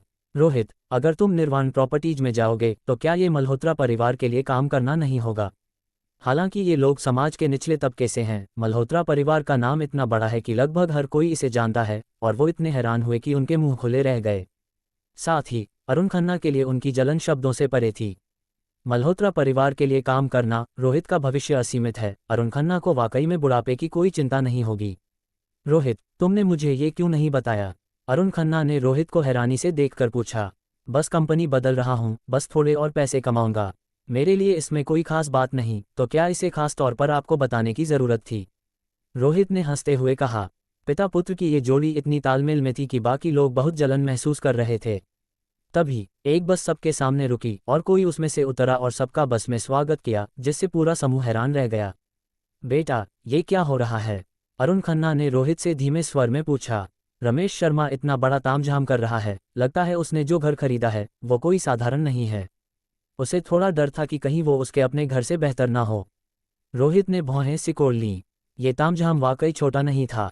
अगर ये कोई अच्छा रिहायशी इलाका नहीं होता तो इतना हंगामा करने से लोग और हंसते। पापा, अनन्या शर्मा हाल ही में पश्चिम विहार प्रोजेक्ट की जिम्मेदार बनी है। क्या हो सकता है कि इस लड़की को कुछ फायदा मिला हो? रोहित ने कहा, लेकिन सोचने के बाद उसे लगा कि ये मुमकिन नहीं है। आखिरकार अभी ज्यादा समय नहीं हुआ, और अगर अनन्या शर्मा पैसा कमा भी सकती है तो वो इतना खुल्लम-खुल्ला नहीं करेगी। ये उनका घर कहीं हमारे घर से बेहतर तो नहीं होगा ना? अरुण खन्ना ने बदसूरत चेहरा बनाकर पूछा। रोहित ने बिना हिचकिचाहट के सिर हिलाया और आत्मविश्वास से कहा, इसकी चिंता मत करो। ज्यादा से ज्यादा ये हमारे जैसा ही होगा। मैंने आपके लिए जो नया रिहायशी इलाका खरीदा है वो पहले से ही नवपुर में सबसे अच्छा है, सिवाय इसके कि वो अरावली हाइट्स में रह सकता हो। ये सुनकर अरुण खन्ना को थोड़ा सुकून मिला। उसकी नज़र में भले ही रमेश शर्मा ने घर खरीदा हो, लेकिन अरावली हाइट्स में होना नामुमकिन है। भले ही वो मजाक और ताने न मार सके, लेकिन कम से कम उसकी इज्जत तो नहीं जाएगी। उसी समय शर्मा परिवार के रिश्तेदार दूसरी बस में चढ़े और सबके मन में इस स्थिति को लेकर शक था। महेश, रमेश शर्मा ने घर कहाँ खरीदा है? यहाँ तक कि बस भी भेजी है हमें लेने। उसने जो घर खरीदा है वो ज़रूर महंगा होगा, है ना? लगता है अनन्या शर्मा ने कंपनी में खूब पैसा कमाया है। ये लड़की वाकई बेरहम और हिम्मती है, एक बार में लाखों कमा रही है। क्या हम कोई रास्ता नहीं निकाल सकते उसे सबक सिखाने का? हम उसे कंपनी का सारा पैसा नहीं लेने दे सकते। विक्रम शर्मा उदास चेहरा लिए बस में बैठा था। हालांकि वो अनन्या शर्मा के पैसा कमाने के तरीके से नाराज था, लेकिन इस बस ने उसे एक अशुभ आभास दिया। उसे एक ऐसे व्यक्ति के बारे में पता था जो अरावली हाइट्स में रहता था, और उसने उससे सुना था कि अगर बहुत सारे रिश्तेदार विला क्षेत्र में जाना चाहते हैं तो पहले अरावली हाइट्स प्रॉपर्टी मैनेजमेंट विभाग को सूचित करना पड़ता है, और फिर प्रॉपर्टी मैनेजमेंट विभाग एक गाड़ी भेजता है ताकि बहुत सारी निजी गाड़ियों की वजह से ट्रैफिक जाम न हो। पूरे नवपुर में सिर्फ अरावली हाइट्स में ऐसा नियम है। अनन्या शर्मा के नए घर जाने के लिए बस की क्या ज़रूरत थी? विक्रम, तुम्हें अनन्या शर्मा से निपटने का कोई रास्ता ढूंढना होगा, हम उसे इतना घमंडी नहीं होने दे सकते। विक्रम शर्मा इस वाक्य से वास्तविकता में वापस आया और बोला, चिंता मत करो, अब जब मैं कंपनी में वापस आ गया हूँ उसे कंपनी से एक पैसा और लेने नहीं दूंगा, लेकिन तुम लोग हाल फिलहाल ईमानदार रहो, वरना अगर तुम लोग फंस गए तो मुझे दोष मत देना। हाय, अचानक किसी ने चिल्लाकर कहा, ये तो अरावली हाइट्स की सड़क है ना? ड्राइवर, तुम गलत जगह तो नहीं चले गए? क्या तुम लोगों को नहीं पता कि हम आज अरावली हाइट्स जा रहे हैं? ड्राइवर ने हल्के से कहा। ये सुनकर बस में सभी लोग सन रह गए। अरावली हाइट्स जा रहे हैं? क्या हम रमेश शर्मा के नए घर नहीं जा रहे? अरावली हाइट्स क्यों जा रहे हैं? मास्टर, क्या आपने गलत लोगों को ले लिया? हम अरावली हाइट्स क्यों जाएंगे? किसी ने कहा। ड्राइवर ने ये सुनते ही ब्रेक मारा और बस में कुछ लोग जो ठीक से बैठे नहीं थे गिर पड़े। अरे, तुम मुझसे मजाक तो नहीं कर रहे ना? गलत लोग ले लिए? ड्राइवर हैरान था। ये काम उसके बॉस ने उसे सौंपा था और उसे इसे अच्छे से करना था। अगर उसने ऐसी गलती की तो उसकी नौकरी चली जाएगी। तुम गाड़ी कैसे चला रहे हो? क्या तुम्हें पता है? मेरे साथ बकवास मत करो, तुम लोग आखिर हो कौन? ड्राइवर बकवास नहीं करना चाहता था। वो अग्रवाल परिवार की कंपनी से था और इस बस में कोई भी हो उसे परवाह नहीं थी। अभी सबसे ज़रूरी था ये पता करना कि उसने गलत लोग तो नहीं ले लिए। अगर उसने ये गलती की तो वो खत्म हो जाएगा। ड्राइवर का दबंग अंदाज देखकर शर्मा परिवार का वो रिश्तेदार जो अभी बोल रहा था और ड्राइवर को डांटना चाहता था, तुरंत चुप हो गया, पूरी तरह डरपोक बन गया। बड़े भाई, हम शर्मा परिवार से हैं। जिसे आप लेने आए हैं वो हमारे ही विला क्षेत्र में तो नहीं है। शर्मा परिवार का विला एक पंक्ति में है, तो ऐसा होना बहुत मुमकिन है। विक्रम शर्मा को लगा कि शायद यही बात है। ड्राइवर सन रह गया, अपने मुंह में कुछ बड़बड़ाता रहा, पता नहीं क्या कह रहा था, और फिर गाड़ी चलाने लगा। शर्मा परिवार के रिश्तेदार असमंजस में थे। उसने नहीं कहा था कि उसने गलत लोग ले लिए हैं, फिर उसने उन्हें बस से उतरने क्यों नहीं दिया? अध्याय 57। दो बसें एक साथ पहाड़ी की तलहटी पर रुकीं। दोनों समूह के लोग उतरे, उनके चेहरों पर हैरानी, उलझन और थोड़ा डर था। अरावली हाइट्स विला क्षेत्र, ये पूरे नवपुर की सबसे शानदार जगह थी, और वो भी पहाड़ी की तलहटी का स्थान। सबको पता था कि ये जगह कुछ समय पहले 80 करोड़ से ज्यादा की भारी कीमत पर बिकी थी। पूरा नवपुर अंदाज़ा लगा रहा था कि कौन सा धनवान इतना पैसा खर्च कर सकता है। उन्होंने कभी सपने में भी नहीं सोचा था कि वो एक दिन यहाँ खड़े होंगे। ये क्या हो रहा है? हमें यहाँ क्यों लाया गया? प्रिया शर्मा के पैर जमीन पर थे, लेकिन वो आधा इंच भी हिलने की हिम्मत नहीं कर रही थी। डर था कि कहीं यहाँ का कंकड़ न कुचल दे। विक्रम शर्मा भी बहुत घबराया हुआ था। अरावली हाइट्स का निजी क्षेत्र बिना इजाज़त घुसने की जगह नहीं था, वरना इसके परिणाम भुगतने पड़ते। लेकिन अब वो लोग उस क्षेत्र में खड़े थे जो पहाड़ी के विला का था। क्या हो सकता है कि अनन्या शर्मा हमें जानबूझकर नुकसान पहुंचाना चाहती हो? विक्रम शर्मा ने दांत पीसते हुए कहा, हमें यहाँ भेजकर जानबूझकर फंसाने की कोशिश कर रही है। जब अग्रवाल परिवार को पता चलेगा तो कौन बच सकता है? ये अनन्या शर्मा वाकई मौत को बुला रही है। वो हमें नुकसान पहुंचा रही है। क्या वो जिम्मेदारी से बच सकती है? महेश शर्मा ने गुस्से से भरे चेहरे के साथ कहा, अब हमें क्या करना चाहिए? जल्दी से निकल चलें, इससे पहले कि प्रॉपर्टी मैनेजमेंट विभाग को पता चले, प्रिया शर्मा ने सुझाव दिया। दूसरी तरफ अरुण खन्ना और बाकी लोग इतने डरे हुए थे कि बोलने की हिम्मत नहीं कर रहे थे।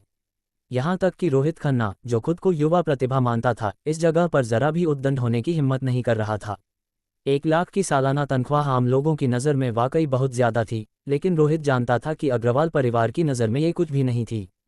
जब सब लोग सोच रहे थे कि चुपके से निकल जाएं, तभी एक ऑडी A6 पहाड़ी पर चढ़ी। गाड़ी में सुमन शर्मा और रमेश शर्मा के चेहरों का हाल शब्दों में बयान नहीं किया जा सकता। जब विवेक ने गाड़ी गेट तक पहुंचाई, सुमन शर्मा को विवेक को 2 थप्पड़ मारने का मन हुआ कि वो उसे ऐसी हाईफाई जगह पर शर्मिंदगी कराने लाया। लेकिन जब सिक्योरिटी गार्ड ने गेट खोला तो सुमन शर्मा और रमेश शर्मा के चेहरों पर हैरानी छा गई। उनकी आंखें गाड़ी से बाहर निकलने को तैयार थीं। क्योंकि अनन्या शर्मा कल पहले ही यहां आ चुकी थी, इसलिए वो इतनी हैरान नहीं थी। फिर भी उसे सपने जैसा एहसास हो रहा था। आखिरकार ये अरावली हाइट्स था, और वो भी पहाड़ी का विला। पिछली रात को सोते वक्त अनन्या शर्मा सपने से जाग गई थी। उसे लग रहा था कि ये सब झूठा है, लेकिन इस पल में उसे धीरे धीरे थोड़ा असल का एहसास होने लगा। गाड़ी पहाड़ी के विला पर रुकी। विवेक और अनन्या शर्मा गाड़ी से उतरे। विक्रम शर्मा गुस्से में विवेक के पास आया। विवेक मल्होत्रा का कॉलर पकड़कर उसने चिल्लाकर कहा, विवेक मल्होत्रा, तुम्हारा मतलब क्या है? क्या तुम हम सबको मारना चाहते हो? प्रिया शर्मा ने अनन्या शर्मा को गुस्से भरी नज़रों से घूरा और तीखे लहजे में कहा, अनन्या शर्मा, क्या तुम्हें अरावली हाइट्स के नियम नहीं पता? हमें यहाँ लाकर अगर अग्रवाल परिवार ने जांच की तो क्या ये जिम्मेदारी सिर्फ तुम्हारी होगी? विवेक मल्होत्रा ने विक्रम शर्मा की कलाई पकड़ी और थोड़ा सा जोर लगाते ही विक्रम शर्मा ने दर्द से हाथ छोड़ दिया। विक्रम शर्मा, तुम इतने उत्तेजित क्यों हो? घर पर तो तुम घमंडी और दबंग हो, लेकिन यहाँ इतना डर क्यों? विवेक ने बेपरवाह अंदाज में कहा। विक्रम शर्मा ने विवेक को घूरा, दांत पीसते हुए, और ठंडे लहजे में कहा, अगर सावित्री शर्मा को इसके बारे में पता चला तो तुम मर गए। रमेश शर्मा, तुम्हारा परिवार आखिर करना क्या चाहता है? क्या तुम इसलिए सबको अपने साथ ले डूबना चाहते हो क्योंकि तुम खुद नहीं जी सकते? महेश शर्मा ने भी बोलते हुए रमेश शर्मा की तरफ उंगली उठाई। बाकी रिश्तेदार भी अब और बर्दाश्त नहीं कर सके और हर तरह की गंदी बातें निकलने लगी। रिश्तेदारी की बिल्कुल परवाह नहीं थी। रमेश शर्मा बोलने की हिम्मत नहीं कर रहा था। यहाँ तक कि सुमन शर्मा, जो हमेशा बदतमीजी करने की आदी थी, इस वक्त अपना मुंह बंद रखे थी। ये विवेक मल्होत्रा का नया घर था, पहाड़ी का विला। सुमन शर्मा के हाथ पैर कांप रहे थे। इस सेकंड हैंड घर का वजन इतना भारी था कि वो इसकी कल्पना भी नहीं कर सकती थी। तुम डर क्यों रहे हो? मैं तो बस अपने घर जा रहा हूँ। क्या अग्रवाल परिवार मुझसे परेशानी करेगा? अनन्या शर्मा ने कहा। घर जा रही हो? क्या तुम पागल हो गई हो? तुम इतना बड़ा दावा करने की हिम्मत कैसे कर रही हो? क्या ये पहाड़ी का विला तुम्हारा घर है? प्रिया शर्मा ने तिरस्कार भरे ठंडे लहजे में कहा। अनन्या शर्मा ने शर्मा परिवार की गुस्साई निगाहों को देखा और उसके होठों पर मुस्कान आई। ये लोग, जो हमेशा उनके परिवार को नीचा देखते थे, घर पर सिर्फ डरपोक थे। अरावली हाइट्स पहुंचते ही सब डर से कांप रहे थे। अगर ये मेरा घर नहीं है तो क्या ये तुम्हारा है? अनन्या शर्मा ने प्रिया शर्मा को एक नज़र मारी और चाबी लेकर दरवाजे की तरफ बढ़ी। अनन्या शर्मा का आत्मविश्वास भरा अंदाज देखकर प्रिया शर्मा सन रह गई। ये उसका घर था। ये कैसे मुमकिन था? वो पहाड़ी के विला में रहने की काबिलियत कैसे रख सकती थी? भले ही वो अब चेनेक्सी प्रोजेक्ट की जिम्मेदार थी, लेकिन उसके पास इतने बड़े वित्तीय संसाधन होना बिल्कुल नामुमकिन था। शर्मा परिवार की सारी संपत्ति बेच देने पर भी इस विला को खरीदने के लिए मुश्किल से पैसे जुट पाते। अनन्या शर्मा के दरवाज़ा खोलने की हरकत को देखकर सबके दिल की धड़कनें तेज हो गईं। अरुण खन्ना का चेहरा खास तौर पर बदसूरत था। इतना इंतजार करने के बाद उसे आज का दिन मिला था ताकि वो रमेश शर्मा का मजाक उड़ा सके, रोहित की उपलब्धियों को उसके सामने दिखा सके। उसने तो अनन्या शर्मा के पछतावे भरा चेहरा देखने की भी सोची थी, लेकिन इस बार ऐसा लग रहा था कि वो ये सब नहीं देख पाएगा। रोहित की सारी उपलब्धियां इस विला के सामने धूल में मिल गई थीं और वापसी की कोई गुंजाइश नहीं थी। 1 लाख की सालाना तनख्वाह, फिर क्या? अगर उसे ये विला खरीदना हो तो उसे दशकों तक न खाना पड़ेगा न पीना। बूढ़े रमेश, क्या ये वाकई बूढ़े रमेश का नया घर है? रमेश शर्मा, वो वाकई पहाड़ी के विला में रहता है। लगता है वो हम सब में सबसे कामयाब है। उसे ऐसा कौन सा भाग्य मिला कि वो यहाँ रह सकता है। इन शब्दों को सुनकर अरुण खन्ना को ऐसा लगा जैसे उसने गोबर खा लिया हो। पहले की सहपाठियों की बैठकों में हमेशा उसे दिखावा करने का मौका मिलता था और सहपाठी उसकी तारीफ करते और जलन महसूस करते थे। लेकिन अब उसकी सारी शान एक पल में रमेश शर्मा ने छीन ली थी। रोहित खन्ना के पास जो औरत थी वो जलन भरी नज़रों से देख रही थी। उसने पहले गुलाब बिस्ट्रो में अनन्या शर्मा को जो शब्द कहे थे वो अब एक जोरदार थप्पड़ की तरह थे।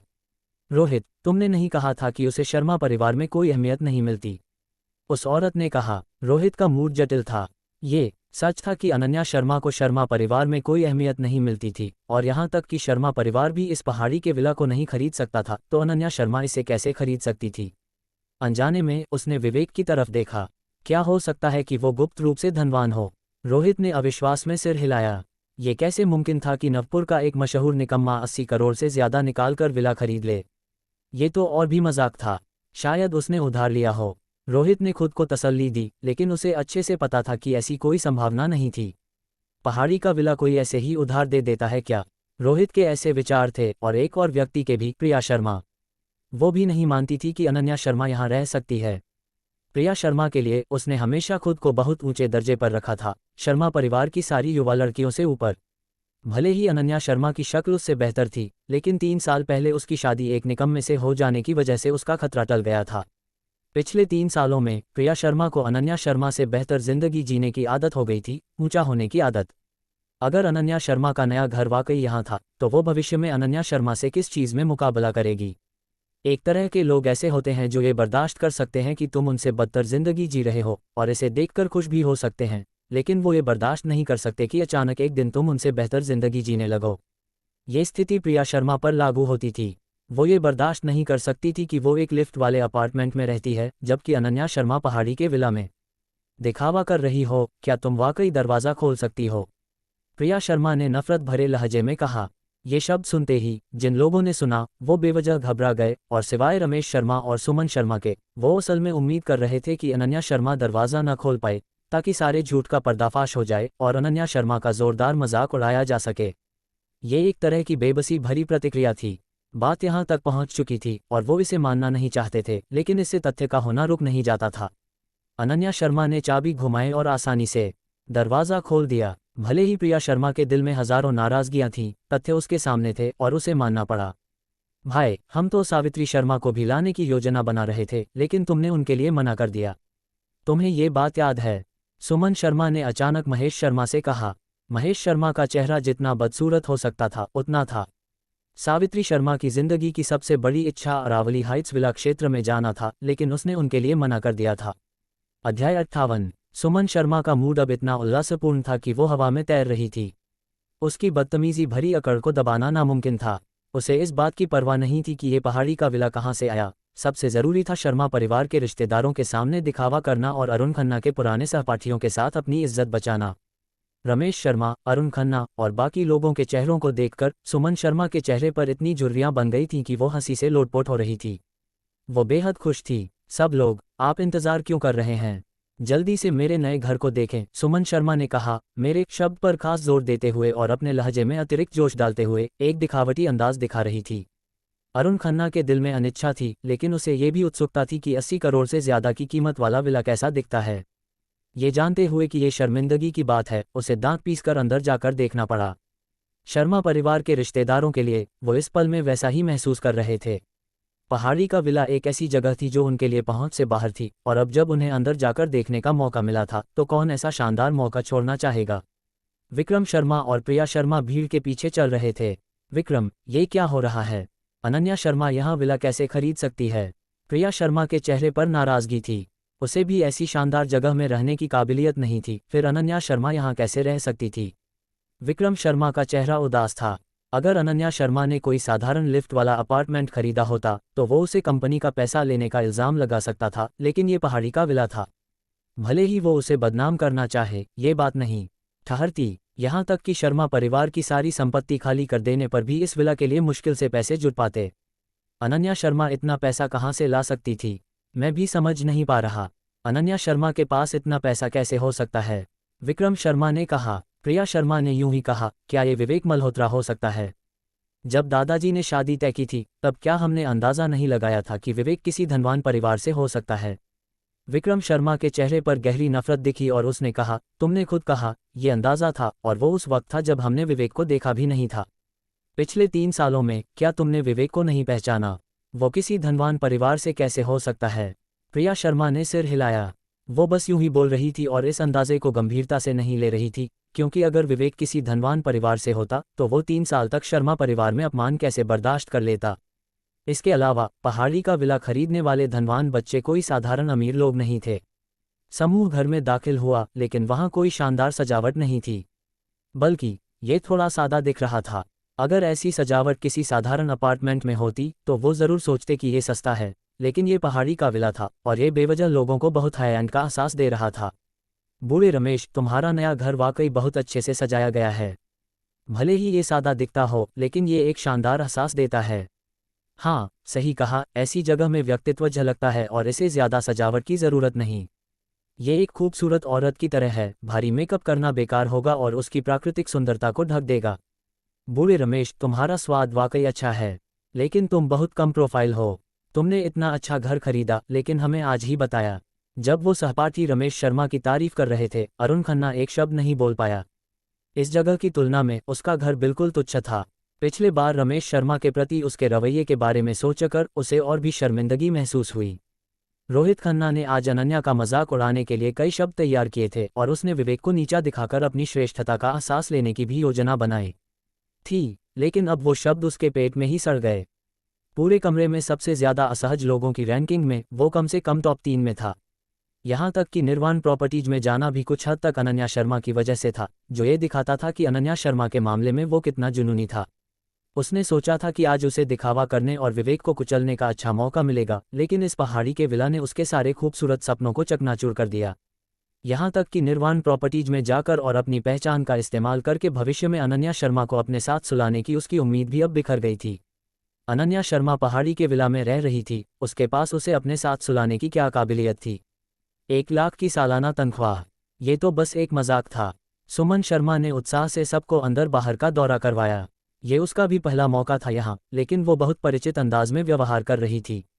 लोग जितना ज़्यादा जलन महसूस कर रहे थे, सुमन शर्मा को उतना ही अच्छा लग रहा था। ऐसा लग रहा था जैसे उसने वो बात भूल ही दी थी जो उसने कभी विवेक से कही थी। मैं, सुमन शर्मा, इस जन्म में कभी तुम्हारे घर नहीं जाऊंगी। भले ही ये उसका थूक हुआ थूक होता, सुमन शर्मा शायद उसे बिना हिचकिचाहट के निगल लेती। दौरा पूरा होने के बाद समूह लिविंग रूम में बैठा। पुराने सहपाठियों की तारीफों ने सुमन शर्मा को इतना हंसाया कि वो हिल रही थी, लेकिन शर्मा परिवार के लोगों के चेहरों का रंग बहुत अस्पष्ट था। शर्मा परिवार में सबसे निचले दर्जे का व्यक्ति अब सबसे अच्छे विला में रह रहा था, सबके सिर पर चढ़कर। रमेश, क्या तुमने ये विला खरीदा है? महेश शर्मा ने पूछा। उसे ये पता करना था कि आखिर माजरा क्या है। ये जगह साफ तौर पर नीलामी में बिकी थी, ये रमेश शर्मा के हाथों में कैसे आ गई? रमेश शर्मा को कोई अंदाज़ा नहीं था कि ये विला कहाँ से आया, लेकिन इस पल में सुमन शर्मा ने बीच में टोकते हुए कहा, बड़े भाई, ये विला असली पैसे से खरीदा गया है। कोई दिक्कत है क्या? मुझे अपने परिवार की आर्थिक स्थिति तुम्हें बतानी पड़ेगी। सुमन चाची, आपके परिवार की स्थिति क्या है, क्या हमें नहीं पता? आपके पास इतना पैसा है? विक्रम शर्मा ने गहरे स्वर में कहा। तुम लोग तुच्छ समझ रहे हो, है ना? सुमन शर्मा ने विवेक की तरफ देखा। वो विवेक को दिखावा करने का मौका नहीं देगी, और अगर उसने कहा भी तो कोई विश्वास नहीं करता, लेकिन एक विश्वसनीय कारण सोचना भी आसान नहीं था। ये नहीं कि हम तुच्छ समझ रहे हैं, लेकिन क्या आपके परिवार ने कोई गैरकानूनी काम किया है? वरना ये अचानक इतना पैसा कहाँ से आया? हमें इसमें मत फंसाओ, प्रिया शर्मा ने व्यंग्यात्मक लहजे में कहा। गैरकानूनी का क्या मतलब? हम कानून का पालन करने वाले नागरिक हैं। मुझ पर कीचड़ मत उछालो, सुमन शर्मा ने नाराजगी से कहा। तो समझाओ, ये पैसा कहाँ से आया? इतना सारा पैसा क्या आसमान से टपका है? या फिर क्या अनन्या शर्मा का कुछ लोगों के साथ गलत रिश्ता है और इसके बदले में ये मिला है? वो जो चाहे कह सकते थे। विवेक किसी भी तरह की अटकलबाजी को स्वीकार कर सकता था, लेकिन वो अनन्या शर्मा पर इल्ज़ाम लगाने को बर्दाश्त नहीं कर सकता था। हालांकि जैसे ही विवेक बोलने वाला था, सुमन शर्मा ने उसे ठंडी नज़रों से घूर लिया। यहाँ तक कि अब भले ही वो उस विला में खड़ी थी जो विवेक ने खरीदा था, उसे फिर भी लग रहा था कि सब कुछ स्वाभाविक था। मुझे बताने में कोई डर नहीं, ये पैसा दादाजी की तरफ से रमेश को मुआवजा था, सुमन शर्मा ने कहा। दादाजी की तरफ से रमेश शर्मा को मुआवजा? इन शब्दों ने शर्मा परिवार के रिश्तेदारों में हंगामा मचा दिया। दादाजी को गुजरे इतने साल हो गए, वो रमेश शर्मा को मुआवजा कैसे दे सकते थे? या फिर क्या दादाजी ने कोई निजी धन छिपा कर रखा था जो रमेश शर्मा को मिल गया? शर्मा परिवार के रिश्तेदार तुरंत बेचैन हो गए। अगर रमेश शर्मा को वाकई कोई निजी धन मिला था तो उसमें उनकी भी हिस्सेदारी होनी चाहिए। सुमन, साफ साफ बताओ, ये पैसा कहाँ से आया? क्या ये वो पैसा है जो पिताजी ने मरने से पहले छिपा कर रखा था और तुम लोगों को मिल गया? हम सब दादाजी की संतान हैं और हर किसी को विरासत में हिस्सा मिलना चाहिए। तुम्हारा परिवार इसे क्यों हड़प ले? जब बात पैसे की आई, सबकी आंखें लाल हो गईं और वो चाहते थे कि पहाड़ी के विला में अपनी हिस्सेदारी की जमीन बांट लें। तुम लोग जल्दबाजी क्यों कर रहे हो? इस पैसे का तुमसे कोई लेना देना नहीं है। दादाजी को अनन्या के लिए बुरा लगता था कि उन्होंने विवेक को हमारे परिवार में घर जमाए बनाया, इसलिए उन्होंने हमें एक रकम छोड़ी। ये हमारे परिवार के लिए मुआवजा है। इसके अलावा दादाजी ने शर्त रखी थी कि ये पैसा 3 साल बाद ही इस्तेमाल किया जा सकता है, इसलिए हमारे परिवार ने 3 साल तक मेहनत की। सुमन शर्मा ने बिना झिझक झूठ बोला। दादाजी ने कितना पैसा छोड़ा था? महेश शर्मा ने विश्वास किया क्योंकि इसके अलावा उसे कोई और व्याख्या नहीं मिल रही थी। इसके अलावा जब दादाजी जिंदा थे, भले ही वो रमेश शर्मा की नाकामी से नाराज थे, उनके सारे भाइयों को पता था कि दादाजी रमेश शर्मा को सबसे ज्यादा प्यार करते थे और उनके लिए एक रकम छोड़ना नामुमकिन नहीं था। सुमन शर्मा ने सोचा, फिर अपनी तर्जनी उठाई और बोली, 1 अरब? क्या 1 अरब? दादाजी ने वाकई तुम्हें 1 अरब छोड़ा? शर्मा परिवार के सारे रिश्तेदार अविश्वास भरे चेहरों के साथ खड़े हो गए। अब शर्मा परिवार के पास कुल कितना पैसा था? दादाजी ने वाकई रमेश शर्मा को 1 अरब छोड़ा था। अगर उन्हें इस 1 अरब के बारे में पहले पता होता तो वो अपने परिवार में विवेक को घर जमाई बनाने को तैयार हो जाते। सुमन शर्मा अपनी बिना किसी कमी की कहानी से बहुत संतुष्ट थी और मुस्कुराते हुए बोली, वरना रमेश के पास विला खरीदने के लिए पैसा कहाँ से आता? इसके अलावा वो ये शर्मा परिवार को गौरव दिलाने के लिए कर रहा है। अध्याय 59। इस कहानी पर कोई शक नहीं हुआ क्योंकि समय एकदम सटीक था। विवेक मल्होत्रा और अनन्या शर्मा ने अपनी तीसरी शादी की सालगिरह के ठीक बाद कार खरीदी और घर बदला, जिससे कोई खामी नहीं मिली। 100 करोड़, ये 2 शब्द शर्मा परिवार के रिश्तेदारों के दिल में चुभन बन गए। वे विवेक मल्होत्रा को देखते कामना करते कि काश वह उनका दामाद होता। भले ही वह एक निकम्मा ही क्यों ना हो, अगर उसके पास ये 100 करोड़ हो तो वे उसे स्वीकार कर लेते। पिछले 3 सालों में रमेश शर्मा की हंसी उड़ाने और अनन्या शर्मा के बारे में मजाक करने की आदतें ताज़ा हो गईं। अब समझ आया कि वे इतने गुस्से को क्यों दबाए हुए थे। उनके पास तो 100 करोड़ की रकम छिपी थी। काश माँ आई होती, वरना माँ बहुत खुश होती। हम इस 100 करोड़ को लेकर अच्छी जिंदगी जी सकते थे, लेकिन मैं माँ को भी सम्मान देना चाहती थी, इसलिए हमने अरावली क्रेस्ट में विला खरीदने का फैसला किया। हाय, सुमन शर्मा ने भारी आह भरी। उनके शब्द नुकीले और बहुत स्पष्ट थे। महेश शर्मा ने सावित्री शर्मा की ओर से इस मामले को खारिज किया था, इसलिए सारी जिम्मेदारी स्वाभाविक रूप से उन पर आ पड़ी। महेश शर्मा अभी भी मन ही मन असंतुष्ट थे। भले ही बूढ़े ने वाकई उन्हें 100 करोड़ दिए हों, वे उस पैसे को अपने पास नहीं रख सकते थे। आखिरकार बूढ़ा अब मर चुका था। मैं वॉशरूम जा रहा हूं, महेश शर्मा ने खड़े होकर बाथरूम की ओर बढ़ते हुए कहा। सुमन शर्मा के चेहरे पर मुस्कान थी। उन्हें पता था कि महेश शर्मा जरूर सावित्री शर्मा को फोन करने गए होंगे। अनन्या शर्मा वास्तव में विवेक मल्होत्रा के लिए खड़ी होना चाहती थी, लेकिन वह ये भी जानती थी कि अगर उसने कहा कि पैसा विवेक मल्होत्रा का है तो रिश्तेदार निश्चित रूप से विश्वास नहीं करेंगे। सुमन शर्मा की कहानी ने उनके परिवार की उस समस्या को हल कर दिया जिसका कोई स्पष्टीकरण नहीं था। विवेक, ये बात। अनन्या शर्मा के बोलने से पहले ही विवेक मल्होत्रा ने सिर हिलाकर उसे रोक दिया और कहा, मुझे कोई आपत्ति नहीं है। आह भरते हुए अनन्या शर्मा ने और कुछ नहीं कहा। इस समय बाथरूम गए महेश शर्मा ने सावित्री शर्मा का फोन डायल कर लिया था। सावित्री शर्मा ने रमेश शर्मा के नए घर में जाने को दिल पर नहीं लिया था। उन्होंने कसम खाई थी कि वे अरावली हाइट्स के अलावा कहीं नहीं जाएंगी और यह नियम उनकी मृत्यु तक नहीं बदलेगा। क्या तुम आज रमेश शर्मा के नए घर नहीं गए थे? कैसा था? सावित्री शर्मा ने बेतकल्लुफी से पूछा। माँ, आपको शायद यकीन न हो जब मैं बताऊं, महेश शर्मा ने कहा। सावित्री शर्मा का लहजा अचानक बदल गया। अगर अनन्या शर्मा घर खरीद सकती थी तो जरूर उसने कंपनी से पैसा लिया होगा। अगर उसने बहुत अच्छा घर खरीदा तो इसका मतलब था कि उसने और भी ज्यादा पैसा लिया।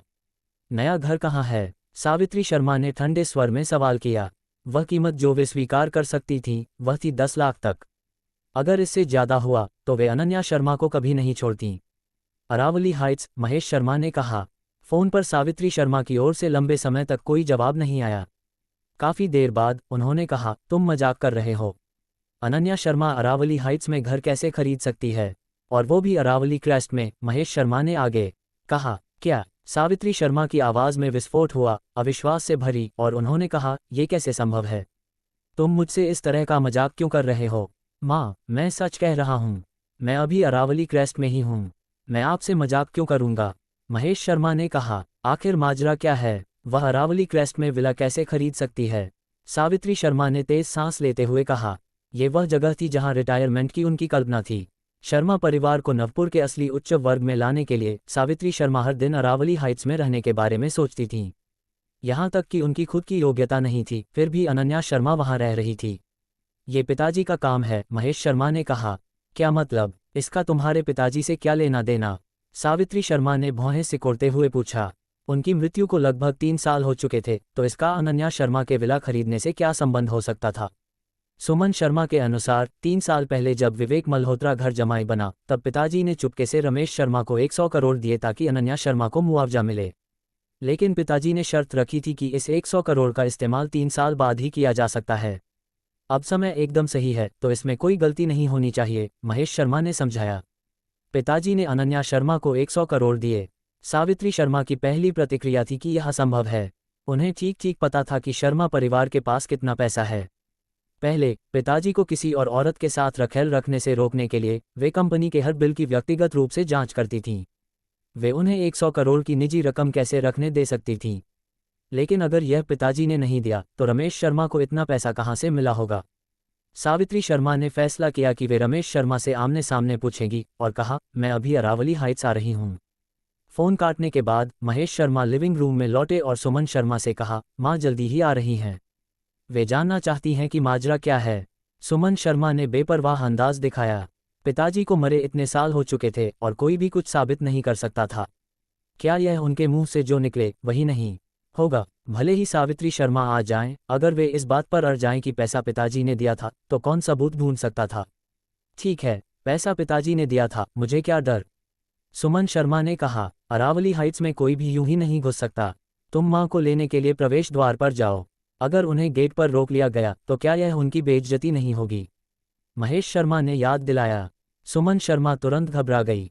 ये घर उनके नाम पर नहीं था और वे मालिक नहीं थीं। गेट पर मौजूद सिक्योरिटी गार्ड उनके कहने पर सावित्री शर्मा के लिए दरवाजा कैसे खोल सकता था? कहावत है, बेशर्म इंसान अजेय होता है। सुमन शर्मा ने तो वास्तव में विवेक मल्होत्रा को आदेशात्मक लहजे में कहा, तुम जाओ और दादी को ले आओ। ठीक है, विवेक मल्होत्रा ने जवाब दिया, फिर विला से निकल गया और अनन्या शर्मा उनके पीछे पीछे चली गई।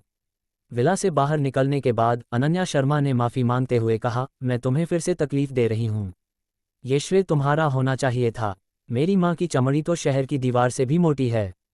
दरअसल ये भी अच्छी बात है।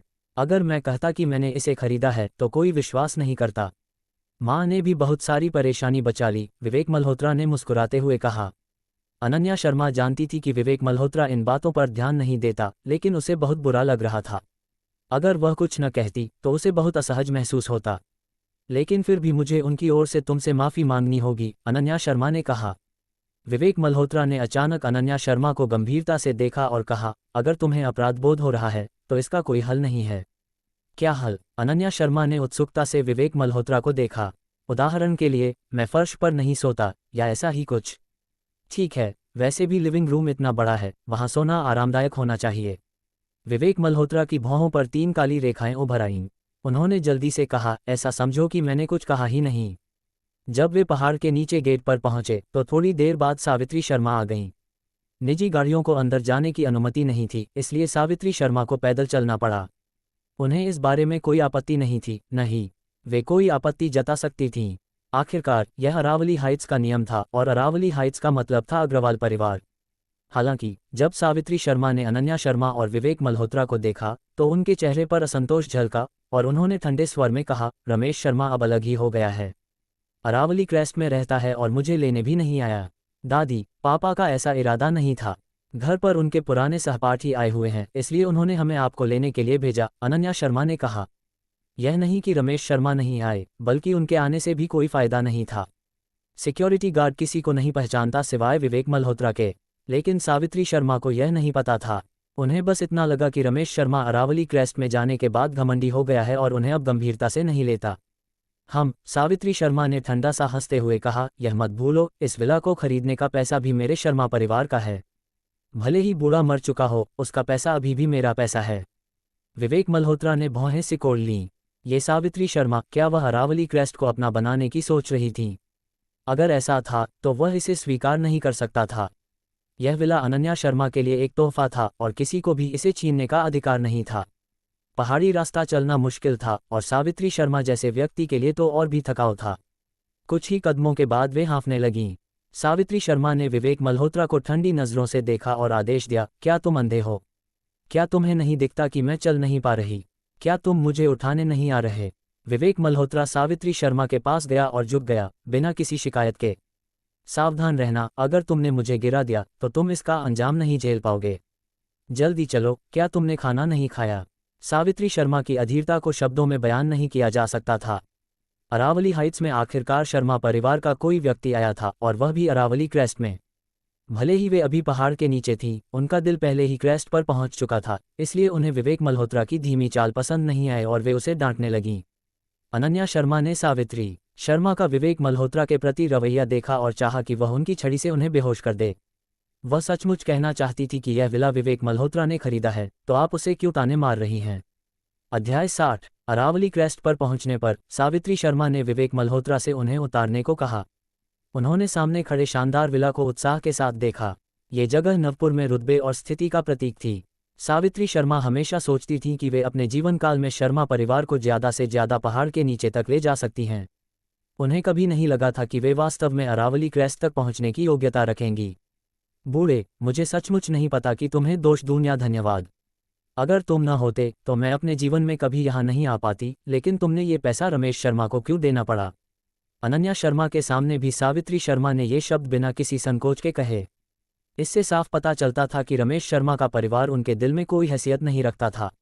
अनन्या शर्मा को ये बात अच्छी नहीं लगी और उसने विवेक मल्होत्रा की ओर देखा, लेकिन वह थोड़ी असहाय भी नजर आई। सावित्री शर्मा के विला में प्रवेश करने पर लिविंग रूम में चल रही जोरदार बातचीत अचानक शांत हो गई और शर्मा परिवार के सभी रिश्तेदार सोफे से खड़े हो गए।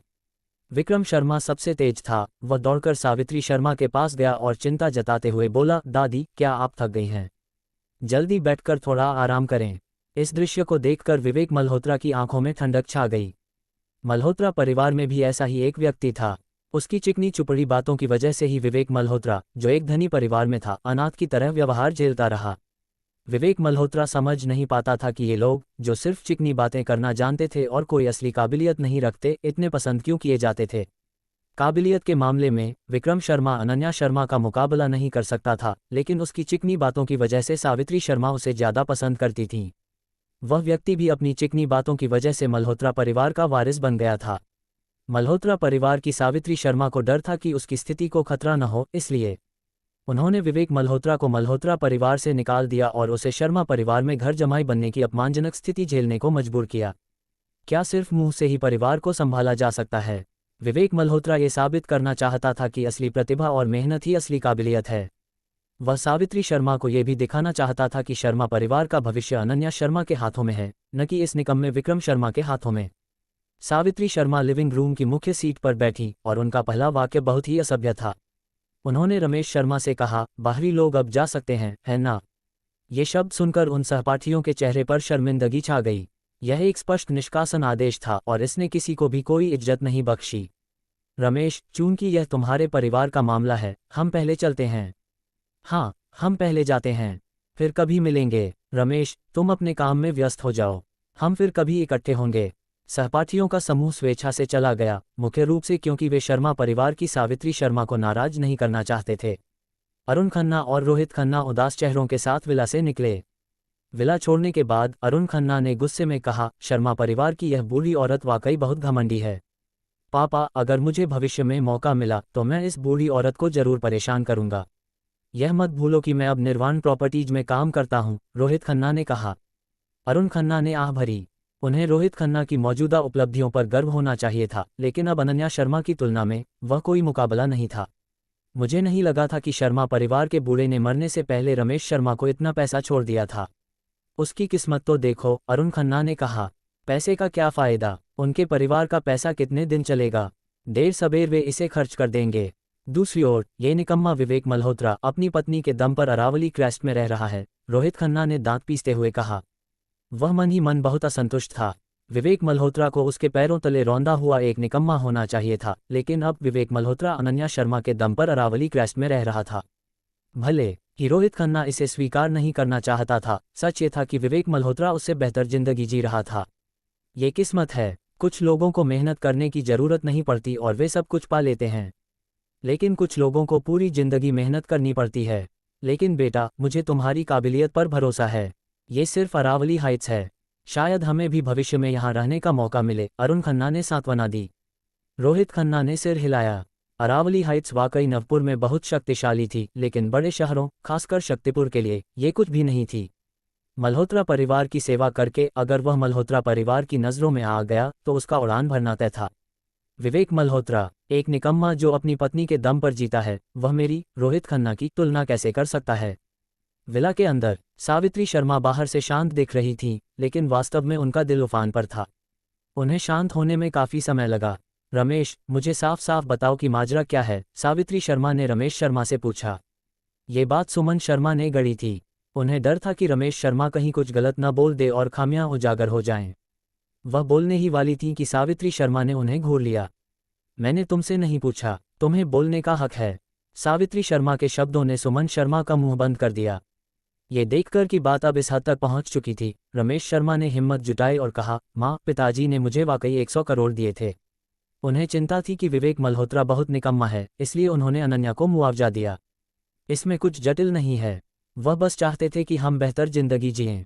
चिंता, ये तो हकीकत है कि विवेक मल्होत्रा निकम्मा है। क्या इसकी चिंता करने की जरूरत थी? मुझे लगता है कि तुमने जरूर पिताजी को कोई जादू टोना किया होगा, महेश शर्मा ने ठंडे स्वर में कहा।